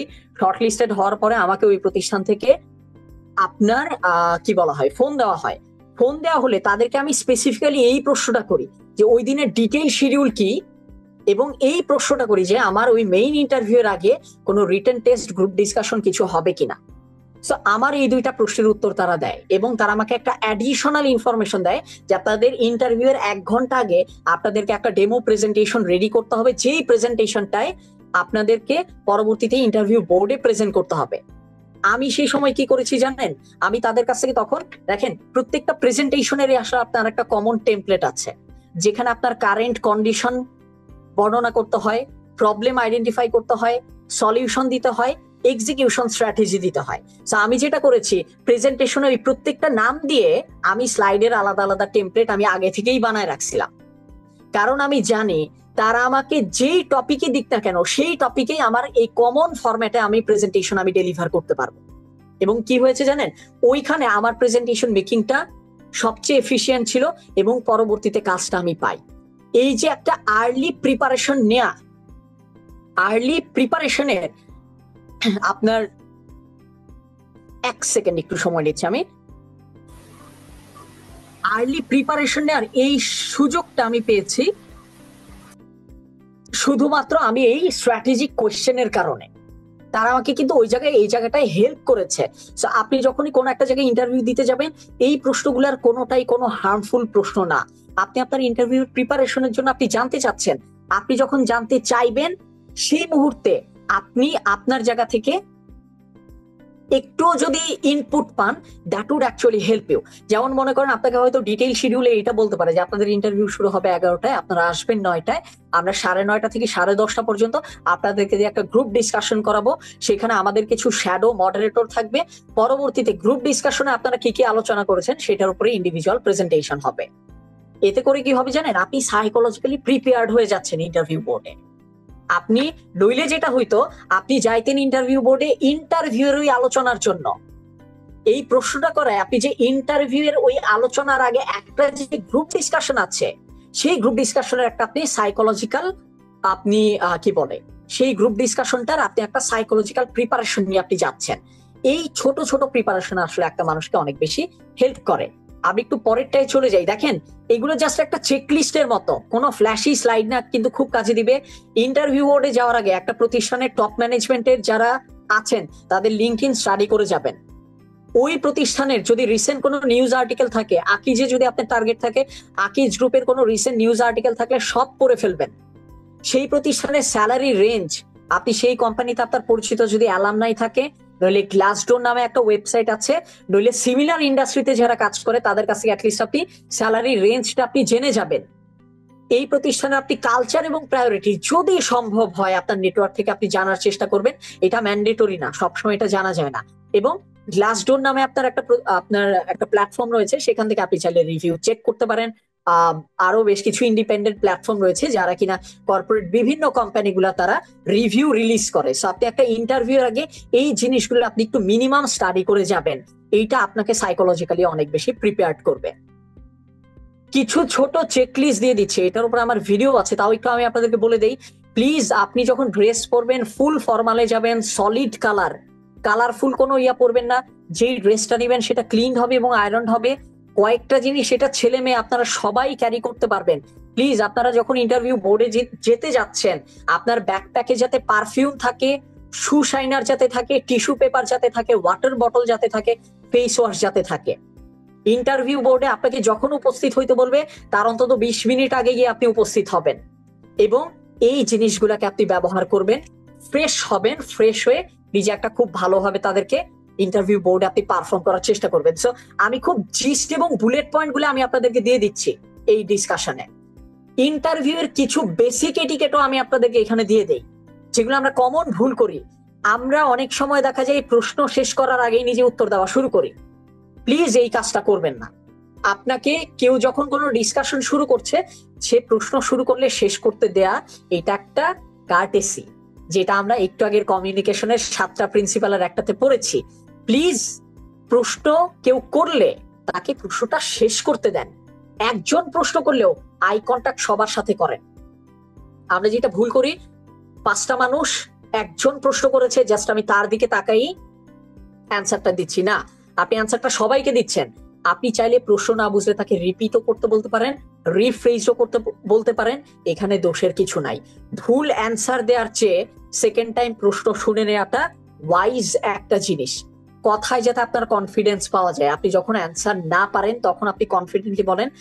দেখেন, আপনি যদি অ্যান্সার না পারেন 3টা ওয়েতে রিপ্লাই দেওয়া যায়, কমিউনিকেট করা যায়। স্যার আমি এটা জানি না, স্যার আমার এই পদের জন্য এটা জানা লাগবে না।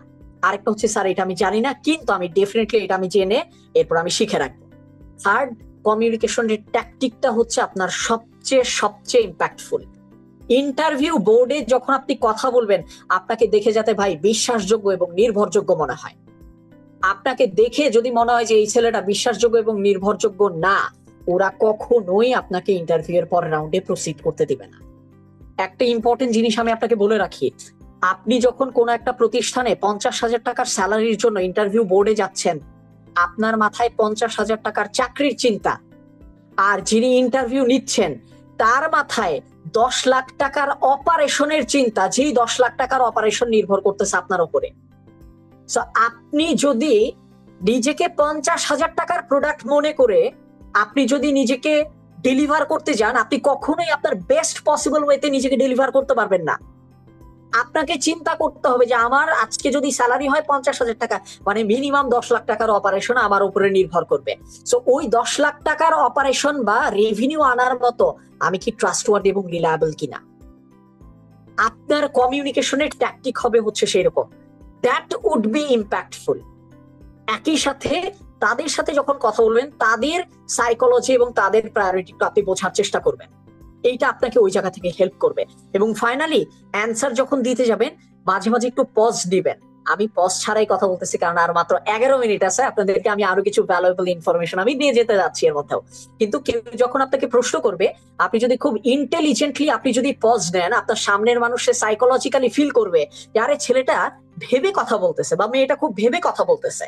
এটা সামটাইমস আমাদেরকে অনেক বেশি ক্ল্যারিটি এবং কনফিডেন্স পাইতে অনেক বেশি হেল্প করে। This things are interview etiquette. একটা জিনিস আমি একটু অ্যাড করে দিই এখানে, জিনিসটা নাই সেখানে। আমি আপনাকে অলরেডি দেখেন এই জায়গায় বলছি যে ভাই বি কনফিডেন্ট। এখন আপনি ভেতরে ভেতরে নার্ভাস, কিন্তু আপনি এরপরেও চান আপনি কনফিডেন্স কমিউনিকেট করতে। কেমনে করবেন আমি আপনাকে বলে দিচ্ছি। কারণ আমি বললাম না যে আপনি যখন প্র্যাকটিক্যালি কাজ করতে যাবেন, ভাই শোনার কথা চাইলেই প্র্যাকটিক্যালি কাজ করানো যায় না। আমি আপনাকে এই ক্ষেত্রে বলবো, কনফিডেন্স আসলে আপনার কতটুকু আছে মানুষ 2টা কম্পোনেন্ট থেকে বুঝে। 2টা না, আসলে 3টা কম্পোনেন্ট থেকে বেশি বুঝে। প্রথম এবং সবচেয়ে যেটা ইম্পর্টেন্ট কম্পোনেন্ট সেটা হচ্ছে আপনার গলার ভোকাল টোন। আপনার কণ্ঠ যদি সুন্দর হয়, আপনার কথা বলার স্পিড যদি কন্ট্রোলে থাকে, ভলিউম যদি কন্ট্রোলে থাকে, আপনাকে দেখে অটোমেটিক্যালি কনফিডেন্ট মনে হবে। আপনি যদি দেখেন যে আপনি কনফিডেন্ট না ভেতরে ভেতরে, কিন্তু তাও আপনি বুঝাইতে চাচ্ছেন যে আপনি confident, please work on your volume, work on your speed.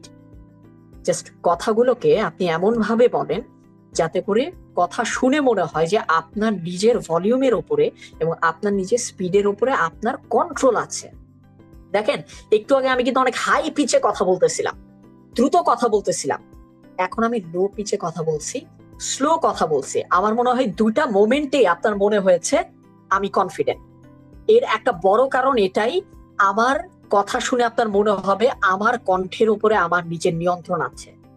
So 80% confidence আসলে কমিউনিকেটেড হয় আপনার নিজের কথা টোনের উপরে আপনার নিয়ন্ত্রণ আছে কিনা। যদি মনে হয় যে হ্যাঁ, আপনি নিজে নিজের টোনকে কমান্ড করতে পারেন, অটোমেটিক্যালি মনে হবে আপনি কনফিডেন্ট। আর দুইটা জায়গা হচ্ছে এক্সট্রা, একটা হচ্ছে আই কন্টাক্ট, এটাও কনফিডেন্স আপনার রিফ্লেক্ট করে, আর একটা হচ্ছে হ্যান্ড জেস্টার। হাতকে বদ্ধ অবস্থায় না রেখে খোলা অবস্থায় রাখবেন, বা এমন একটা জায়গায় রাখবেন যেটা আপনার, অনেক সময় আমাদের কিন্তু এইভাবে হাত কাঁপে, আপনাকে হয়তো কোনো একটা ফাইল ফরওয়ার্ড করতে বললো, আপনার হাত কেঁপে যাচ্ছে, সাইন অফ মানে ল্যাক অফ কনফিডেন্স। আপনার হাতের জেস্টার, আই কন্টাক্ট এবং মুখের কথা, জাস্ট এই তিনটায় কাজ করেন, দেখবেন আপনাকে ইজিলি মনে হচ্ছে আপনি অনেক কনফিডেন্ট হয়ে গেছেন। আরেকটা জিনিস এখানেও ইনসাইটফুল আমি পার্সপেক্টিভ আমি আপনাকে দেই, সেটা হচ্ছে সব সময় মনে রাখবেন আপনি কতটুকু কনফিডেন্ট এটার ইনিশিয়াল জাজমেন্ট হয় যখন আপনি রুমের দরজা খুলে চেয়ার পর্যন্ত হেঁটে যাচ্ছেন, আপনার সেই হাঁটার স্টাইলে। আমি নিজে শাহরুখ খানের হাঁটার অনেক বড় ফ্যান, আমি মানে আমার পছন্দের নায়কের আমি হাঁটার স্টাইল দেখেছি, আরে কত সুন্দর ইনফ্লুয়েন্সের সাথে হাঁটে। মাঝে মাঝে আমি আমার নিজের ভিডিওতে আমি হাঁটার বিভিন্ন সেশনে আমি নিজে কিভাবে আমি হাঁটি, আমি সেটা মাঝে মাঝে দেখি। আপনি সবসময় মনে রাখবেন আপনার প্রথম কনফিডেন্সের ইভালুয়েশন হবে ডোর থেকে চেয়ার পর্যন্ত আপনার হেঁটে আসার স্টাইলে। ওই হাঁটাটাকে কনফিডেন্ট করেন, এর পরের কনফিডেন্স গুলো আপনারা তারা ইভালুয়েট করবে আপনার কণ্ঠের উপরে। That would be fine. আর ডিটেইল এই অংশটা এই মুহূর্তে আমরা যেতে পারছি না।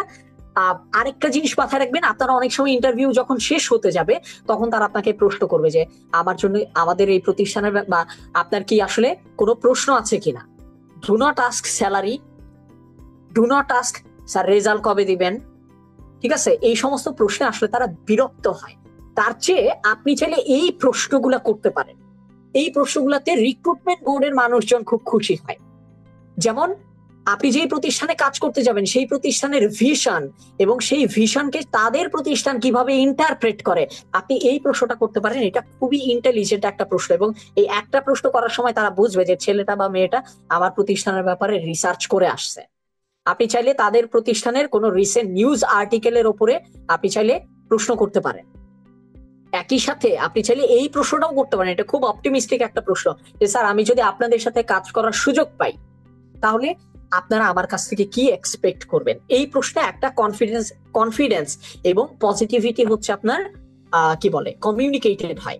কোনো একটা প্রতিষ্ঠানে আপনি যদি দেখেন যে আপনার ইন্টারভিউ এমন খারাপ হয়েছে এরা জীবনে আপনারা জব দিবে না, অ্যাটলিস্ট মন্দের ভালো তাদেরকে এই প্রশ্নটা করে আসা যে স্যার আজকে মানে আজকে এই জায়গা থেকে আমি প্রশ্নগুলো একেবারে সবার লাস্টে নিব, আমি ম্যাক্সিমাম 3টা বা 4টা আমি প্রশ্ন নিব, আপনার একটু প্রশ্নগুলো লিখে রাখেন, ঠিক আছে? আমি আপনাদেরকে প্রশ্নের জন্য আমি আপনার কি বলে প্রশ্নের বাইরে আমি হচ্ছে আপনাদের মানে সুযোগ দিব।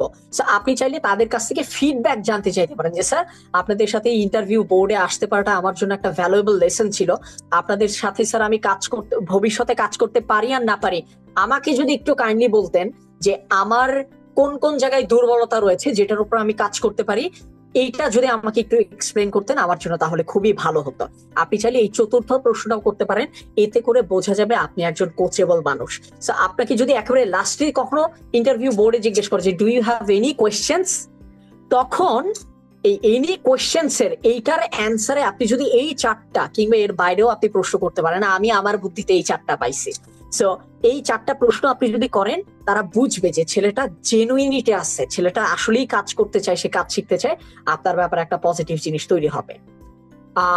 একই সাথে এইটা মাথায় রাখবেন, আমাদের আর 5 মিনিট সময় আছে, আমাদের স্লাইডও প্রায় শেষের দিকে, ঠিক আছে? সো আপনার 4 ধরনের কমিউনিকেশন আপনার সারা জীবনে ডেভেলপ করতে হবে। ওরাল কমিউনিকেশন, আপনি মুখে কথা বলছেন, আপনার কথা বোঝা যায়। রিটেন কমিউনিকেশন, আপনি রিপোর্ট রাইটিং এ ভালো, বিজনেস প্রেজেন্টেশন মেকিং এ আপনি ভালো। একটা হচ্ছে সামারাইজড কমিউনিকেশন, আপনি মনে করেন সিও কামরুল ভাইয়ের সাথে আপনার কোনো একটা অ্যাপয়েন্টমেন্ট হলো, কামরুল ভাই বললো যে আপনাকে আপনার আইডিয়াটা 5 মিনিটের মধ্যে এক্সপ্লেন করতে হবে, আপনি চাইলেও তাকে সেখানে জগতের অনেক বড় বড় গল্প বলতে পারবেন না, আপনার তখন তাকে সামারাইজড ওয়েতে কাজ মানে কমিউনিকেট করতে হবে। আরেকটা হচ্ছে ডিটেইলড কমিউনিকেশন, আপনাকে বলা হলো একটা ক্যাম্পেইন নামাইতে, ক্যাম্পেইন 3 মাস ব্যাপী, কবে কখন কে কোন কাজ করবে, কাকে আপনি কি ডেলিগেট করবেন, কে কোন কোন জিনিস মাথায় রেখে কাজ করবে, সবাইকে ব্রিফ দেওয়া, that is a detailed communication. আমাদের জব মার্কেটে একই সাথে ওরাল কমিউনিকেশনেও ভালো, রিটেন কমিউনিকেশনেও ভালো, সামারাইজড কমিউনিকেশনেও ভালো, ডিটেইলড কমিউনিকেশনেও ভালো, এই 4টা কমিউনিকেশনেই ভালো এরকম মানুষের সংখ্যা খুব কম। আপনি টার্গেট রাখেন, আপনি 4টা সেগমেন্টে নিজেকে একটা স্ট্যান্ডার্ড গ্রুপে নিয়ে যাবেন। কিভাবে নিয়ে যাবেন এইটার অ্যান্সার আসলে অনেক লং লেন্দি, এটাকে আমি পরবর্তীতে আপনাদের সাথে যদি অন্য কোথাও আমার কখনো কথা হয় আমি তখন শেয়ার করব, বাট আমি চেকলিস্ট আমি আপনাদেরকে একটু ধরাই দিলাম। এই 4টার ভিতরে যদি যে কোনো একটাতেও আপনি উইক থাকেন, ফিউচারে সাফার করবেন। আমি চাই না আপনি ফিউচারে সাফার করেন। এইটার ওপরে একটা ভিডিও আছে, আমি হচ্ছে যেটা করব, আমি 5 রেড ফ্ল্যাগস অফ লিডারশিপের উপরে আমার একটা প্রায় 10 মিনিটের অ্যানালাইসিস ভিডিও আছে। ভিডিওটা আমি হচ্ছে আপনাদের প্রতিষ্ঠানের সাথে আমি শেয়ার করে দিব, আপনাদের সাথে ওইটা ইমেইলে বলেন বা আপনাদের যদি কোনো কমন গ্রুপ থাকে লিঙ্কটা সেখানে চলে যাবে। জাস্ট একটা জিনিস একটু আমি শর্টে আমি শেয়ার করে রাখি, আপনি যখন কোনো একটা প্রতিষ্ঠানে কাজ করতে যাচ্ছেন সবসময় মনে রাখবেন লিডারশিপ বলতে আসলে পদ বা পদবি বোঝায় না, যে পদক্ষেপ নিতে পারে সেই লিডার। আপনার টার্গেট থাকবে আপনি একটা প্রতিষ্ঠানে গিয়ে আপনি কাজ করে দেখাবেন, পদক্ষেপ নিয়ে দেখাবেন, that would actually help you, এবং ওইটাই আপনাকে আস্তে আস্তে একটা লিডারশিপ রোলে নিয়ে যাবে। এবং ফাইনালি একটা জিনিস মনে রাখবেন, আপনি আজ হোক কাল হোক, আমি আপনাকে একটা জিনিস আগেই বলেছি, কমিউনিকেশনের জন্য আমাদের এই 3টা জিনিস বোঝা জরুরি। এবং আমি একটা জিনিস আপনাদেরকে শুরুতেই বলেছিলাম যে আমার লেসনগুলো আপনার 70 বছরের জীবনেও লাগবে। এর কারণ হচ্ছে এই স্লাইডটা, এর কারণ হচ্ছে মানুষ কি বলে, মানুষ কি বোঝায়, মানুষ কি শুনতে চায়, এই 3টা ফ্রেমওয়ার্ক আপনি 7 বছরের হন 70 বছরের হন, লাইফ লং লেসন এইটা আপনার লাগবেই। ঠিক আছে? আপনার একটা প্রশ্ন করেছিলেন, আমি একটা ছোট্ট অফার একটু সবার সাথে শেয়ার করে রাখি, কারণ আমি আমার এই কাজগুলোর সাথে আমি 2025-এর একটা ছোট্ট অ্যানাউন্সমেন্ট একটু আমি আপনাদের সাথে দিয়ে দিচ্ছি। সেটা হচ্ছে আমি 2025-এর জানুয়ারি থেকে আপনার ডিসেম্বর পর্যন্ত আমি একটা ইয়ার লং মেন্টরশিপ প্রোগ্রাম আমি রান করতে যাচ্ছি, যেই 52টা উইককে আমরা এরকম 3টা জায়গায় আমরা ভাগ করেছি, যেখানে আমাদের ইন্ডাস্ট্রিতে বা যেই সেক্টরেই কাজ করতে চান না কেন সেরকম কমন স্কিল 30টার উপরে আমরা 30টা উইকলি সেশন পাবো। আমরা ইন্ডাস্ট্রি এক্সপার্ট ইনক্লুডিং কামরুল ভাইয়ের, যদি আমরা এখানে আমি জানি না উনি আজকের এই প্রোগ্রামে আছেন কিনা, উনারও যদি আমরা ফ্রি টাইম আমরা পাই, ইন্ডাস্ট্রি এক্সপার্টের একজন আবার ওনাকে রাখারও প্ল্যান আছে। আমরা এরকম 10টা প্রতিষ্ঠানের 10 জন আপনার সিইও এবং এমডি কে নিয়ে আসবো, এবং আমার পুরো ফরম্যাট হচ্ছে এইটা আমরা 1 বছর ব্যাপী আমরা কাজ করব। আমার কাজ এই যে সেশনগুলোতে 52টা সেশনে আপনাদের কাছে অ্যাডভাইস পৌঁছায় দেওয়া, আপনার কাজ অ্যাকশন নেয়া, আমার এবং আপনার যৌথভাবে কাজ রেজাল্ট এনশিওর করা। আমি 2025-এর জানুয়ারির একেবারে প্রথম সপ্তাহ থেকে আমি এই প্রোগ্রামটা শুরু করতে যাচ্ছি, এবং এইটা পুরো ডিসেম্বর পর্যন্ত চলবে। প্রতি মাসে আমরা 4টা করে সেশন পাবো, যেখানে 2টো সেশন হবে স্কিল রিলেটেড, একটা সেশন হবে ইন্ডাস্ট্রি এক্সপার্ট রিলেটেড। এবং সারা মাস আপনি কাজ করতে গিয়ে আপনি যেই প্রবলেমে পড়ছেন সেই প্রবলেমগুলোকে আপনি সামারাইজ করে, আমার যেটা টিম আছে, আমার একটা ডেডিকেটেড টিম আপনাদের সাথে কানেক্টেড হয়ে যাবে, আপনি প্রবলেমগুলো আপনি তাদেরকে পাঠাবেন। অর্থাৎ জানুয়ারির 30 দিন আপনি আমার অ্যাডভাইস কাজে লাগাতে গিয়ে কিছু প্রবলেমে পড়েছেন, সেই প্রবলেমগুলো কি কি প্র্যাকটিক্যালি কাজ করতে গিয়ে সেইটা আমার টিমকে জানাবেন। আমি জানুয়ারি মাসের 4র্থ সেশনে সেই প্রবলেমের সলিউশন দিব, আপনি ফেব্রুয়ারি থেকে আবার নতুন করে অ্যাপ্লাই করবেন। সো এইভাবে আপনি জানুয়ারিতে শিখবেন, অ্যাপ্লাই করবেন, প্রবলেম পাবেন, সেটার সলিউশন নিয়ে আপনি ফেব্রুয়ারিতে আবার অ্যাপ্লাই করবেন, নতুন কিছু শিখবেন। এইভাবে প্রবলেম সলভিং এবং কোশ্চেন অ্যান্সারের মাধ্যমে আমরা চেষ্টা করব একটা বছর আমরা কাজ করে আপনার লাইফের যেটা প্রফেশনাল গোল, ফিউচার গোল, একাডেমিক গোল, ওইটা যাতে আমরা অ্যাচিভ করাই দিতে পারি। এবং এইটাই মূলত আমার আসলে আগামী বছরের ইয়ার লং একটা আমার মেন্টরশিপ প্ল্যান। আমরা ডিসেম্বরে এইটার আরো কমপ্লিট একটা কারিকুলাম আমি হচ্ছে আপনাদের সাথে শেয়ার করব। আর আপনারা নিশ্চয়ই বুঝতে পেরেছেন যে আমি আসলে 16 ঘন্টার ডিসকাশনকে আমি সামারাইজ করে এখানে আমি 1 ঘন্টায় নিয়ে এসেছি। এইরকম আমার প্রায় আমার প্রায় আরো 10 থেকে 12টা টপিকে আমার এরকম 16 ঘন্টার কন্টেন্ট রয়েছে, এবং আমি রেগুলারলি বিভিন্ন প্রতিষ্ঠানের সাথে আমি এই কাজগুলো করছি। প্রত্যেকটা মোমেন্টে আমার পার্টিসিপেন্টরা আমাকে অনেক কিছু শেখাচ্ছে। সো ওইটার মাধ্যমে আমি আসলে একটা নিজেই ডেটাবেস বানানোর চেষ্টা করতেছি। সো আমি চাচ্ছি ওই ডেটাগুলো যাতে আপনাদের কাছে আসলে পৌঁছে যায়। সো শেষ করার আগে আমার এই স্পেলিং এ আপনারা আমার ইউটিউবেও পাবেন, আমাকে ফেসবুকেও আমাকে পাবেন, লিঙ্কডইনে পাবেন। আপনারা চাইলে আমি সেই লিঙ্কগুলো আপনাদের সাথে এখনই এখানে শেয়ার করে দিব। ততক্ষণ আমাদের প্রশ্ন উত্তর চলতে থাকুক। তার আগে একটা ছোট্ট জিনিস আমি আপনাদেরকে বলে রাখি, আজকের এই সেশন থেকে আপনারা যদি একটুও বেনিফিটেড হয়ে থাকেন, সেশন থেকে আপনারা কি কি শিখেছেন, আপনাদের যদি কোনো ফিডব্যাক থাকে, কাইন্ডলি সেই ফিডব্যাকটা আপনি চাইলে এই মুহূর্তে চ্যাট বক্সে 1-2 শব্দে বা 1-2 সেন্টেন্স আপনি লিখতে পারেন। আপনাদের ফিডব্যাক গুলো আমাকে আসলে অনেক বেশি ইন্সপায়ার করবে। এবং আপনারা যদি আমার মাধ্যমে একটু বেনিফিটেড হয়ে থাকেন, আমি তাহলে আপনাদেরকে বলবো এই ধন্যবাদটা আমার কাছে পৌঁছানোর আগে যাতে আকিজের কাছে পৌঁছায়, কারণ তারাই মেক শিওর করেছে আমি যাতে আপনাদেরকে এখানে কন্ট্রিবিউট করতে পারি। তারা ছাড়া কিন্তু আমি আসলে এই জায়গায় আপনাদেরকে কন্ট্রিবিউট করতে পারতাম না। Thank you so much for the valuable attention. এখন আমি আপনাদের জন্য সেশনটা আমি ওপেন করে দিচ্ছি। আপনারা চাইলে আমাকে প্রশ্ন করতে পারেন। আমি আপনাদের 2 থেকে 3টা হয়তো আমি প্রশ্নের আমি অ্যান্সার দেওয়ার সুযোগ পাবো, এবং ওই টাইমে আমি এই ইনবক্সে আমি একটু আমার ফেসবুক, ইউটিউব এবং লিঙ্কডইনটা আমি একটু শেয়ার করে দিচ্ছি। আমার এই সেশন দ্বারা আপনারা যদি বেনিফিটেড হন, প্লিজ তাহলে লিঙ্কডইনে আপনারা আমার কিছু কি বলে স্কিলস আছে, সেগুলোকে আপনারা চাইলে এন্ডোর্স করে দিতে পারেন। ইউটিউবে সাবস্ক্রাইব করে দিতে পারেন, কারণ আমি রেগুলারলি আমার বিভিন্ন ট্রেনিং প্রোগ্রামগুলোর ভিডিও আমি ইউটিউবে আপলোড করছি। ফেসবুকেও আমাকে ফলো করতে পারেন, কারণ আমাদের ইয়ার লং মেন্টরশিপের পুরো কারিকুলাম এবং কিভাবে 0 থেকে আপনার আমি রেজাল্ট পর্যন্ত নিয়ে যাব, ওই জিনিসটার A to Z আমি পেজে শেয়ার করবো। So thank you so much. The floor is open for the questions.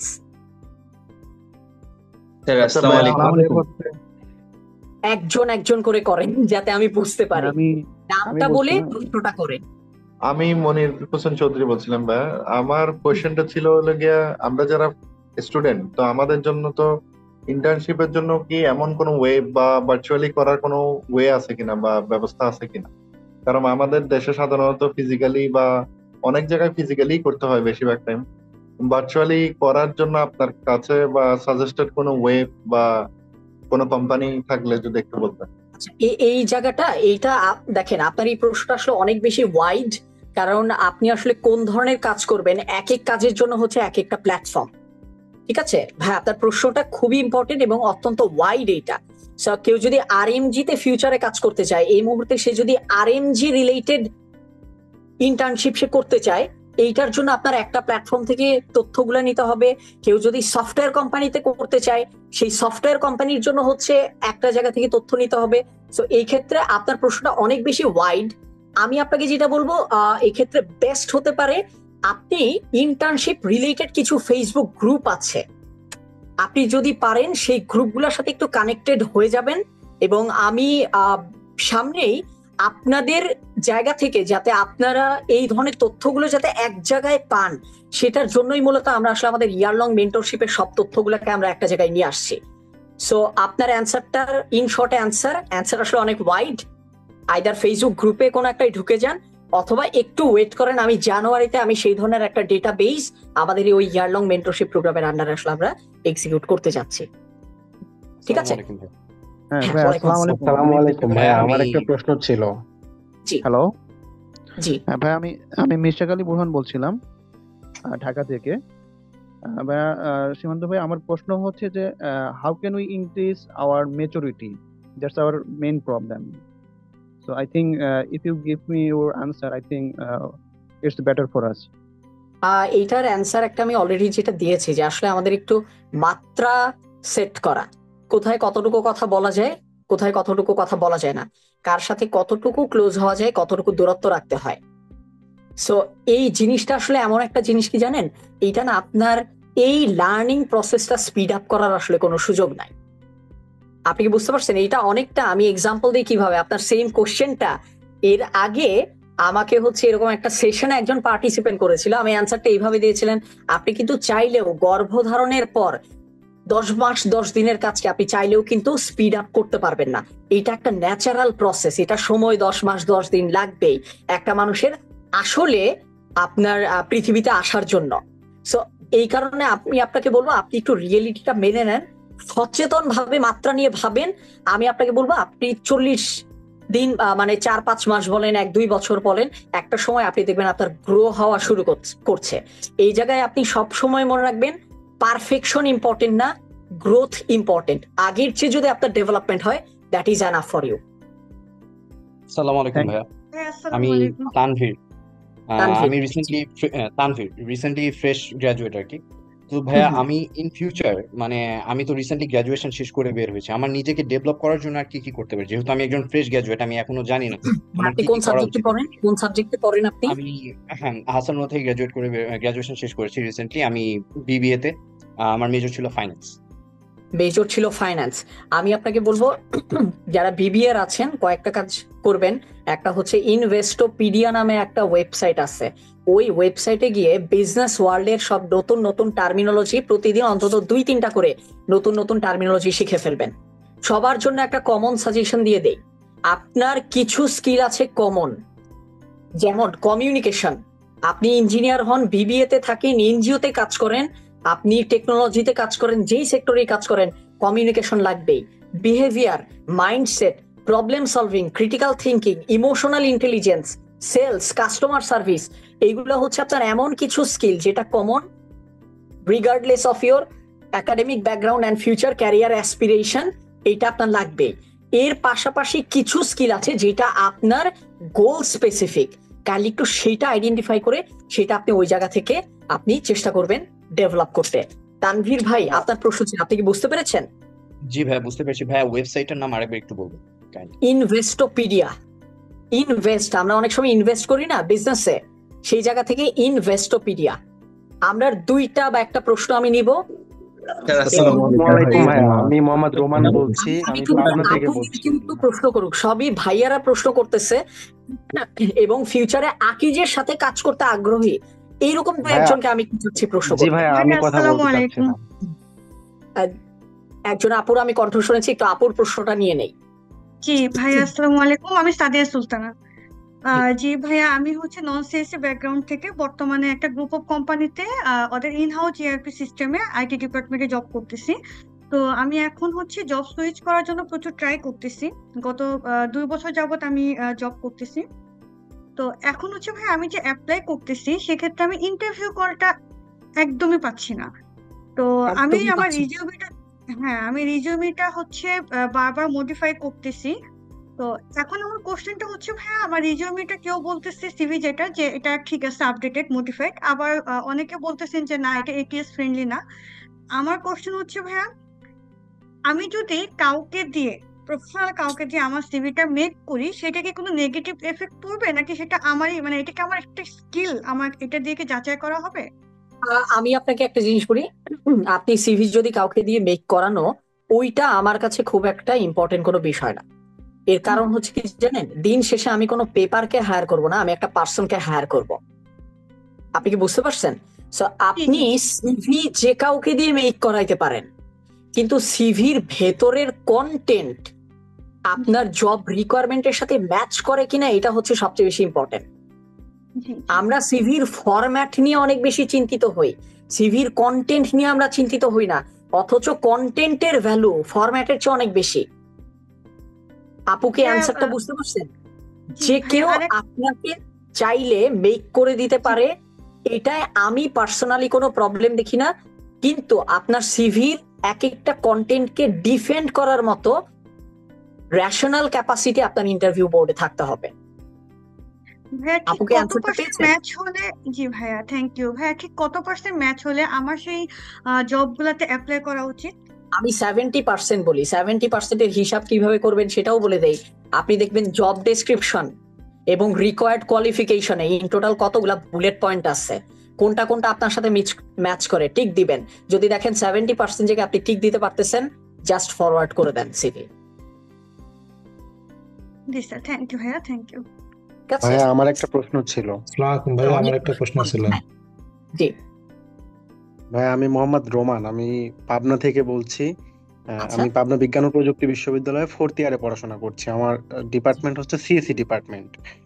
তো আমি হচ্ছে আমার একাডেমিক লাইফে স্কিল ডেভেলপমেন্টের দিক দিয়ে চিন্তা করলে আমি প্রবলেম সলভিং, কম্পিটিটিভ প্রোগ্রামিং এইগুলা করছি। এছাড়া আমি আর অন্য কোনো কিছু করছি না, একাডেমিক পড়াশোনাটাই করতেছি। এখন দেখা যাচ্ছে বাংলাদেশে যে আইটি কোম্পানিগুলো আছে, ব্রেন স্টেশন, তারপর পাঠাও, এবং অনেক ভালো ভালো যে কোম্পানিগুলো রয়েছে, ওইগুলা ওরা হচ্ছে মানে ফ্রেশারদেরকে যেভাবে রিক্রুট করে সেটা হচ্ছে মানে প্রবলেম সলভিং বা কম্পিটিটিভ প্রোগ্রামিং এর মাধ্যমে, এবং আরো কিছু বিষয় থাকে। তো আকিজের যে সফটওয়্যার কোম্পানি, এখানে আসলে মানে এরা কিভাবে ফ্রেশারদেরকে রিক্রুট করে বা আচ্ছা, ফ্রেশারদেরকে এই প্রশ্নের উত্তরটা, আপনার প্রশ্নটা অনেক বেশি স্পেসিফিক। আমার মনে হয় এই প্রশ্নের উত্তরটা আপনি সামনের কোন একটা সেশনে আকিজ থেকেই যখন কোন একজন রিসোর্স পারসন কথা বলবেন, আপনি তার জন্য তুলে রাখেন, কারণ উনি আপনাকে সবচেয়ে অথেন্টিক অ্যান্সারটা এখানে দিতে পারবেন। ঠিক আছে? জি ভাইয়া, থ্যাংক ইউ, থ্যাংক ইউ। আপনি ঠিক এখান আছে, থেকে আরো বেস্ট। আসসালামু আলাইকুম। আমি স্যার এই আমি মুহূর্তে আপনার আমি ক্লাস ফ্লোর দিয়ে, থেকে স্যার একটু জানতে চাচ্ছিলাম স্যার জি একটা বিষয়। জি বলেন। জি স্যার, লাস্ট অনেক সময় স্যার ইন্টারভিউতে যারা বসেন স্যার, তারা ইচ্ছাকৃত অনেক প্রশ্ন করেন স্যার, যেটা আসলে প্রয়োজন না সেটাও করেন স্যার। তখন আমাদের আসলে কর্তব্য কি এবং এই প্রশ্নগুলো কিভাবে আমরা হ্যান্ডেল করতে পারি? শুনেন, এইটার আমি সুন্দর একটা কাজ করি। পার্সন থেকে আপনি কোশ্চেনকে আলাদা করে ফেলবেন, বুঝতে পারছেন? আমাদের যেটা হয় দেখেন, আপনি বললেন না সে ইচ্ছাকৃত এইভাবে প্রশ্ন করেছে, মাঝে মাঝে আপনার নার্ভ টেস্ট করার জন্য এই ধরনের প্রশ্ন আপনাকে করতে পারে। একটা জিনিস কি জানেন, বিজনেসের সবচেয়ে কঠিন কাজ হচ্ছে মানুষের বিশ্বাস অর্জন করা। অন্যের পকেট থেকে যে টাকা বের করা কি পরিমাণ কঠিন, এটা যে ব্যবসা করে নাই সে কোনোদিন বুঝবে না। সো পৃথিবীর সবচেয়ে কঠিন কাজ হচ্ছে অন্যের পকেট থেকে টাকা আর্ন করা, যেই টাকাটা আরেকটা মানুষ অনেক কষ্ট করে তার নিজের পকেটে ঢুকাইছে। এইটার জন্য প্রচুর ধৈর্য লাগে, মানুষকে কনভিন্স করা লাগে, রিজেক্ট হওয়ার পরও বারবার লেগে থাকা লাগে। আপনাকে মাঝে মাঝে কিছু ডিস্টার্বিং প্রশ্ন করবে আপনার নার্ভ টেস্ট করার জন্য, যাতে করে আপনি কি সেই টাফ মোমেন্টে মানুষদের গুলাকে ডিল করতে পারবেন কিনা, সেটার ক্যাপাসিটি আপনার কতটুকু আছে সেটা সে জাজ করবে। ভাই কি বুঝতে পারছেন কেন আপনাকে রাগায় দিবে? আপনি ওই টাইমে যেটা মাথায় রাখবেন, ভাই দেখেন আপনার ওই ইন্টারভিউ বোর্ডের ভেতরে কেউ যদি আপনাকে অপমানও করে, ওইটার ঘটনা বাইরে কখনো কেউ জানবে না। ওইটা ওইখানেই শুরু, ওইখানেই শেষ। ইভেন আপনি বের হওয়ার পরবর্তীতে যেই নতুন অ্যাপ্লিকেন্ট ঢুকবে, সে ঢোকার সাথে সাথেই তাদের স্মৃতি থেকে আপনি বের হয়ে গেছেন। স্যার তখন আমার আসলে আলটিমেটলি কর্তব্যটা কি হবে স্যার? আপনার যেটা কর্তব্য হবে, আপনি সরাসরি যদি না পারেন আপনি বলবেন যে আসলে এটার উত্তরটা আমার জানা নাই, বাট এটা আমি আমার কাজের জন্য, যদি দেখেন আমি আপনার জায়গায় হলে অ্যান্সারটা এইভাবে দিই, স্যার এটা আমার জানার সুযোগ হয়নি, বাট আমার যদি সামনে কাজ করতে গিয়ে এটা যদি জানার প্রয়োজন হয়, আমি তাহলে এটা এখনই জেনে রাখবো ইন্টারভিউ বোর্ডের আমাদেরই ইন্টারাকশন শেষে। আপনি কি বুঝতে পারছেন? স্যার এটা আমি এখন জানি না, আমি জেনে শিখে রাখবো। আপনি এই অ্যাপ্রোচে, এই পজিটিভ টোনে আপনি শেষ করবেন। Thank you so much. এটা আমার লিংকডইন আইডি। আমি একটা কোশ্চেন করতে যাচ্ছিলাম। আসসালামু আলাইকুম ভাইয়া, একটা প্রশ্ন ছিল। লাস্ট একটা আপুর প্রশ্ন নিব, ঠিক আছে? কারণ আপুরা খুব কম প্রশ্ন করেছেন। নিয়ে আমরা হচ্ছে আরেক আপুর কাছে, মানে স্বপ্নীল আপুর কাছে, যিনি কিনা আমাদের উপস্থাপিকা, তার কাছে আমরা চলে যাব। ঠিক আছে, বলেন আপু, আপনাকে ফ্লোর দিয়েছি অনেক ভাইয়ার মাঝখানে। হ্যাঁ ভাইয়া, আমি বলতে চাচ্ছিলাম যে আমি যদি আকিজ আইবক্সে জবের জন্য ভাবি, সেক্ষেত্রে এখন আমাকে কি করতে হবে? আপনি এই প্রশ্নটা আপনাদের সামনে কিন্তু আরো কিছু সেশন আপনাদের আকিজ থেকে রিসোর্স পার্সনরা নিবেন। আপনি আকিজ রিলেটেড প্রশ্নগুলো একটু তাদেরকে করলে আপনি আমার চেয়েও অথেন্টিক ইনফরমেশন গুলা পাবেন। ঠিক আছে, তারা আপনাকে এখানে বেটার ওয়েতে ইকুইপ করতে পারবে। আমি আপনাকে স্কিলের জেনারেল ওভারভিউটা আমি আজকে দিয়ে দিলাম। ঠিক আছে, থ্যাংক ইউ সো মাচ। এক মিনিট কি পেতে পারি ভাইয়া, জাস্ট একটা শর্ট কোশ্চেন। আরিয়ানা, আমার আরেকটা ছোট্ট জায়গা, আমার একটু পরে ইনভলভমেন্ট থাকবে, সো আমি একটু দ্রুত আমি ক্লোজিংসটায় আমি যেতে চাচ্ছি। আমি এখন ফ্লোর দিচ্ছি স্বপ্নীল আপুকে। Thank you so much for your wonderful participation. Please feel free to get connected with my LinkedIn, Facebook and YouTube. আপনাদের সাথে ইনশাল্লাহ আমার আবারও দেখা হবে। আর থ্যাংক ইউ সো মাচ আমাকে এখানে কন্ট্রিবিউট করার সুযোগ দেওয়ার জন্য, এবং একই সাথে আমাদের আলামিন ভাইকেও অনেক অনেক বেশি ধন্যবাদ আমাকে এখানে ইনভাইটেশন জানানোর জন্য। It really means a lot to me. Thank you so much. Thank you so much Simanta sir, আমাদেরকে এত ওয়ান্ডারফুল একটা প্রেজেন্টেশন শেয়ার করার জন্য। এটা আমাদের প্রত্যেকটা পার্টিসিপেন্টস এর জন্য, প্রত্যেকটা মেম্বার্স এর জন্য আমাদের অনেক হেল্পফুল ছিল। আমি প্ল্যাটফর্মটা আমাদের সিএমও স্যার আলামিন স্যারকে দিতে চাচ্ছি। থ্যাংক ইউ স্বপ্নীল। আজকের এই লাইভ সেশনটা আসলে আমার মানে রেস্ট অফ লাইফে এত ভ্যালু অ্যাড করবে আমার লাইফে। আমি এইটার দিক নির্দেশনা নিয়ে আমার লাইফে আমি মানে আশা করছি যে আরো অনেক ভালো করতে পারবো। তো আমার জন্য এটা ছিল আজকে অনেক অনেক অনেক ভ্যালুয়েবল একটা সেশন। আমি আশা করি আজকের এই লাইভ সেশনটা থেকে আপনারা যারা অডিয়েন্স আছেন তাদেরও লাইফে অনেক উপকার আসবে। তো আমি আবারও মানে অসংখ্য ধন্যবাদ এবং কৃতজ্ঞতা জ্ঞাপন করছি সীমান্ত ভাইয়ের প্রতি, যে উনি এত ব্যস্ততার মাঝেও আমাদেরকে এই সময়টা দিয়েছেন। আর সেই সাথে আমি আপনাদেরকে আরেকটা রিকোয়েস্ট করব যে সীমান্ত ভাই আজকের এই লাইভ সেশনটাতে এসেছেন, উনি কিন্তু ওনার যে লিঙ্কডইন পেজে আপনারা লিঙ্কডইন পেজ আছে, আপনারা সবাই ওনাকে মানে ফলো করে রাখবেন। এবং উনি কিন্তু লিঙ্কডইনে প্রতিনিয়ত যেই ভ্যালুয়েবল কন্টেন্ট দিয়ে রাখে, আমি কিন্তু সেখান থেকে প্রচুর লার্ন করি এবং সেটা আমার লাইফে আমি অ্যাপ্লাই করি। আমি এই জন্যই আপনাদেরকে বলছি যে আপনারা ভালো মানুষ যারা আছে, ভালো কথা যারা বলে, যার কাছ থেকে আপনি শিখতে পারবেন মনে হচ্ছে, তাদের সাথে আপনি লিঙ্কডইনে কানেক্টেড থাকেন এবং তাদের পোস্টগুলো আপনি শেয়ার করেন। কারণ কি, কারণ আমি সবসময় একটা জিনিস বিশ্বাস করি যে আপনি যেই আপনার জন্য যে জিনিসটা ভালো মনে করছেন, এটা যদি আপনি অন্যজনকে যদি আপনি শেয়ার করে দেন, তাহলে আপনার সেম কমিউনিটিটা আপনার বাড়বে। ঠিক আছে, তখন দেখবেন যে আপনার মেন্টালিটির লোকজন যারা আছেন তাদের সাথে আপনি অলওয়েজ আপনি কানেক্টেড থাকতে পারবেন। আর আজকের এই সেশন থেকে আপনারা যদি কেউ উপকৃত হয়ে থাকেন, তাহলে সেই আপনার যেই লিসনটা আপনার কাছে খুব ইন্টারেস্টিং লেগেছে, আপনার লাইফে মনে করছেন যে আপনার অনেক ভ্যালু অ্যাড করবে, সেই ভ্যালুটা দিয়ে আপনি লিঙ্কডইনে এবং ফেসবুকে সোশ্যাল মিডিয়াতে আপনি পোস্ট করতে পারেন। এবং পোস্ট করলে অবশ্যই সীমান্ত ভাইকে ট্যাগ করে, আইবসকে ট্যাগ করে পোস্টটা করবেন। তাহলে যেটা হবে যে এটা আমাদের জন্য অনেক ভালো লাগবে যে না, আমরা একটা লাইভ সেশনে অ্যারেঞ্জ করছি, এটা থেকে অনেক মানুষের উপকার হয়েছে, এবং আশা করি সীমান্ত ভাইয়েরও এটা খুব ভালো লাগবে। I would be more than happy, Bhaiya. Thank you so much. Thank you. আর আমরা পরবর্তী লাইভ সেশনের জন্য যে আপনাদেরকে ইমেইলে দিয়ে দিব, আমরা ইউজার আইডি পাসওয়ার্ডটা আমরা ইমেইলে শেয়ার করে দিব, এবং আমাদের সোশ্যাল মিডিয়া পেজ থেকেও আমরা ঘোষণা দিয়ে দেবো যে পরবর্তী লাইভ সেশনটা আমাদের কবে হচ্ছে এবং কে থাকছেন। আপনারা যেটা করতে পারেন যে এই লাইভ সেশনের পোস্টগুলো বা জিনিসগুলো অন্যদের সাথে শেয়ার করে তাদেরকে হেল্প করতে পারেন। আসলে এই হেল্পিং মেন্টালিটিটা থাকাটা আমি মনে করি প্রত্যেকটা মানুষের জন্য অনেক অনেক অনেক জরুরি। কারণ আপনি যদি আরেকজনকে হেল্প করেন, তাহলে আপনি দেখবেন যে মানে কার মাধ্যমে আপনার হেল্প হবে এটা আপনিও চিন্তা করতে পারবেন না কখনো। তো আমি আর কথা না বাড়িয়ে শেষ করছি। আর প্লিজ সবাই একটা মিনিট সময় নিতে যাচ্ছে আপনার অনুমতিতে। সেটা হচ্ছে আপনারা অনেকেই আসলে চ্যাট বক্সে আজকের সেশনের ফিডব্যাক লিখেছেন।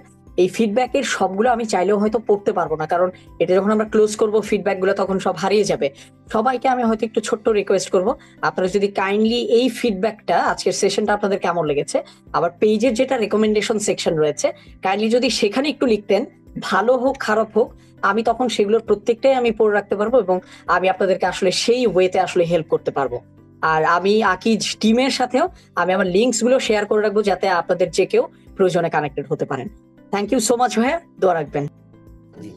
থ্যাংক ইউ সবাইকে, ধন্যবাদ। Thank you everyone for joining.